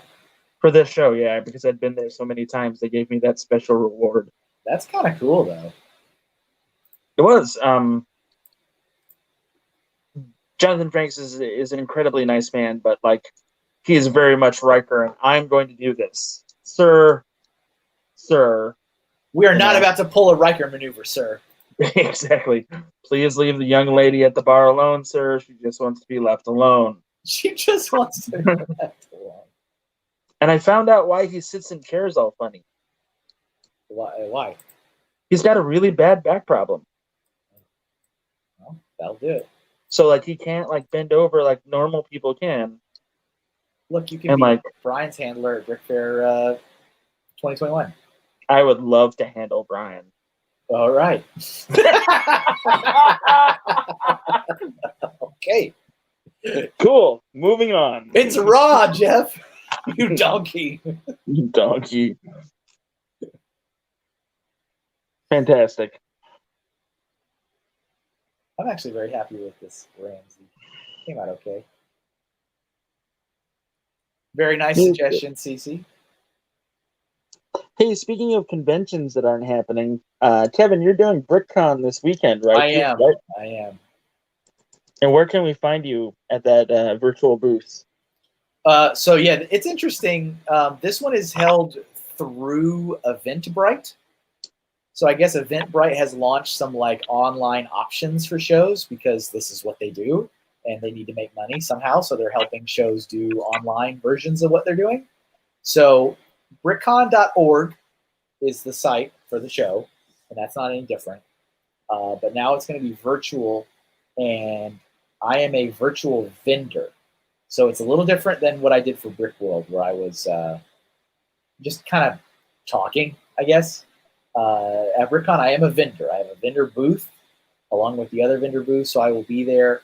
I'm still kind of uncertain of what I'll do. I'll probably just sit there and answer questions and draw because, I mean, what else am I going to do? And the show is also, like, amazingly enough, it is going to be starting tonight. So, like, they are having, like, virtual opening ceremonies and everything for the participants. And there are times for the exhibitors, AFOLs, displayers to shop. So I have to be, like, at my booth tonight from, like, what was it, like 5 or 8 to 10, something like that. And then all weekend. So, again, very different than Brick World because Brick World was like, it's this day, it's this time. And this is a 3 or 2.5 day affair. And I'm like, okay. And they've already said that they don't have any expectation that the vendors will be online the whole time and present. They want us to be there a little bit, obviously, because that makes sense. So I think I'm gonna do 4 hours each day. So 4 hours on Saturday, 4 hours on Sunday. That already sounds kind of exhausting to me. But it's just like my booth. So I put my prints, my stickers. It's all Lego related stuff. I didn't bother doing anything that wasn't Lego related. So it's all Lego related stuff in there. There really isn't anything you can't find on my Etsy shop. Just so you know, if you're looking for something exclusive, I didn't put anything exclusive in there. All the exclusive BrickCon stuff I made for them, so they have it in the BrickCon store. I did design their logo and their T-shirt design. But I'm just gonna be hanging out there, I guess, over the course of the weekend. And there is a video live chat option that they want us to do, so I'll just be, like I said, I'll probably just be drawing and answering questions and really hoping I can sell stuff. That's the hope. Yeah. Do you have anybody helping you with sales, or is it just you on your own, Kevin? Well, I don't really need to do anything because the way it has set up, like I don't have products in Eventbrite or at BrickCon. Like I have products on Etsy, so I just give direct links to buy my products, if that makes sense. So that doesn't make sense. I don't have to do anything. Like, to be honest, I don't even have to really be there. Because you just go into my booth and all the items are there. And then you just click the item you want to buy, and the link takes you directly to my Etsy store where you can make the purchase. So it's like I don't even really have to be there. But I'll be there for a little bit of time. They said that they are expecting us all to be there for a little bit. I guess if nothing else, just to engage with people. So I'll do that. That's this weekend, starting tonight, and then going through Saturday and Sunday. And it is cheap. It's the cheapest online show yet. It is $5. Yeah, $5. That's all. I will be there. Well, good. You can come in and heckle me a little bit. Yeah. All I right. won't do that, but yeah. I think Ramsey is done. I do want to put some orange for the pencil. There is supposed to be a pencil there. I kind of just drew it too thin, so you can't really tell. But it's there. All right. There we go. It's raw, you donkey. Nice. All right, there it is, folks. All right, let me unplug the tablet. Let me get that out of my way. We are done drawing. We are past the 3-hour mark. CC says, love it. I'm happy to hear that. Yeah. Lindsay said that didn't sound right. That's probably when you said you were going to handle Brian.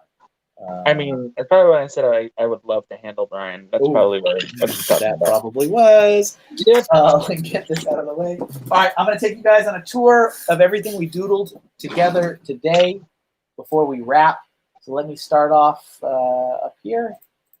This was our first doodle. This was, let me take off, where is your comment? See, I turned it off. All right, there we go. So here was the first. It's just an old 80s television. It does kind of look microwave-ish, I guess, by today's standards. But that was a TV. It was meant to be a TV. Here's Prince Zuko from the Avatar, the Last Airbender cartoon, saying, that's rough, buddy. We've got this guy who's like a businessman in a suit with a television for a head. We got Bob from Bob's Burgers. Here is the Knight Rider car kit and Michael Knight. It's not too bad now that I'm looking back at it. We got the girl from The Ring crawling out of the TV. That was a pretty good one too, actually. We got Darth Vader reaching out, I guess, to trying to corrupt Bob's mind. And then that was all of our black and white. We've got Max from Max Headroom. There he is. Up here, we got Rainbow Bright, Egon from Real Ghostbusters, right? Real Ghostbusters. Yep, from the Real Ghostbusters, you got Egon. And Lemon Grab from Adventure Time. And we ended with Chef. That was a great way to end, I think, too. We got Chef Ramsay. That's television. That is television, ladies and gentlemen. Got some reality show ending with Chef Ramsay yelling at somebody, saying it's raw. And that's it. Look at that. Television, ladies and gentlemen, television. So thank you to Jeff for being here and losing internet and coming back again. I appreciate it. Jeff's not listening to me. Oh, he muted himself. Let's see. Yes, thank you, Larry. Yes. Let me take a picture. I'm so worried I'm going to forget, so let me take a picture of this. Just because that goes like opposite of my normal protocol when I look to see who did it. So thank you guys, everybody, for joining. I appreciate it. I appreciate all you guys watching and sticking with me. I appreciate all your ideas, suggestions. Thank you again to all my patrons. Later today, I don't know when, maybe even actually I don't know, maybe in 30 minutes or an hour or something, I will be doing the next Hinktober drawing. That will be on Instagram Live. So MrHinkleDraws on Instagram. It should only be like 30 minutes, something around there. And then if you don't make it live, you can watch it on Instagram TV. But that'll be the next Hinktober. And other than that, I will see you guys next Friday for the next Doodle stream. Jeff, any parting words? Have a great afternoon and a better weekend. Nice. All right. Thanks, everyone. Have a wonderful weekend. See you later. Bye-bye.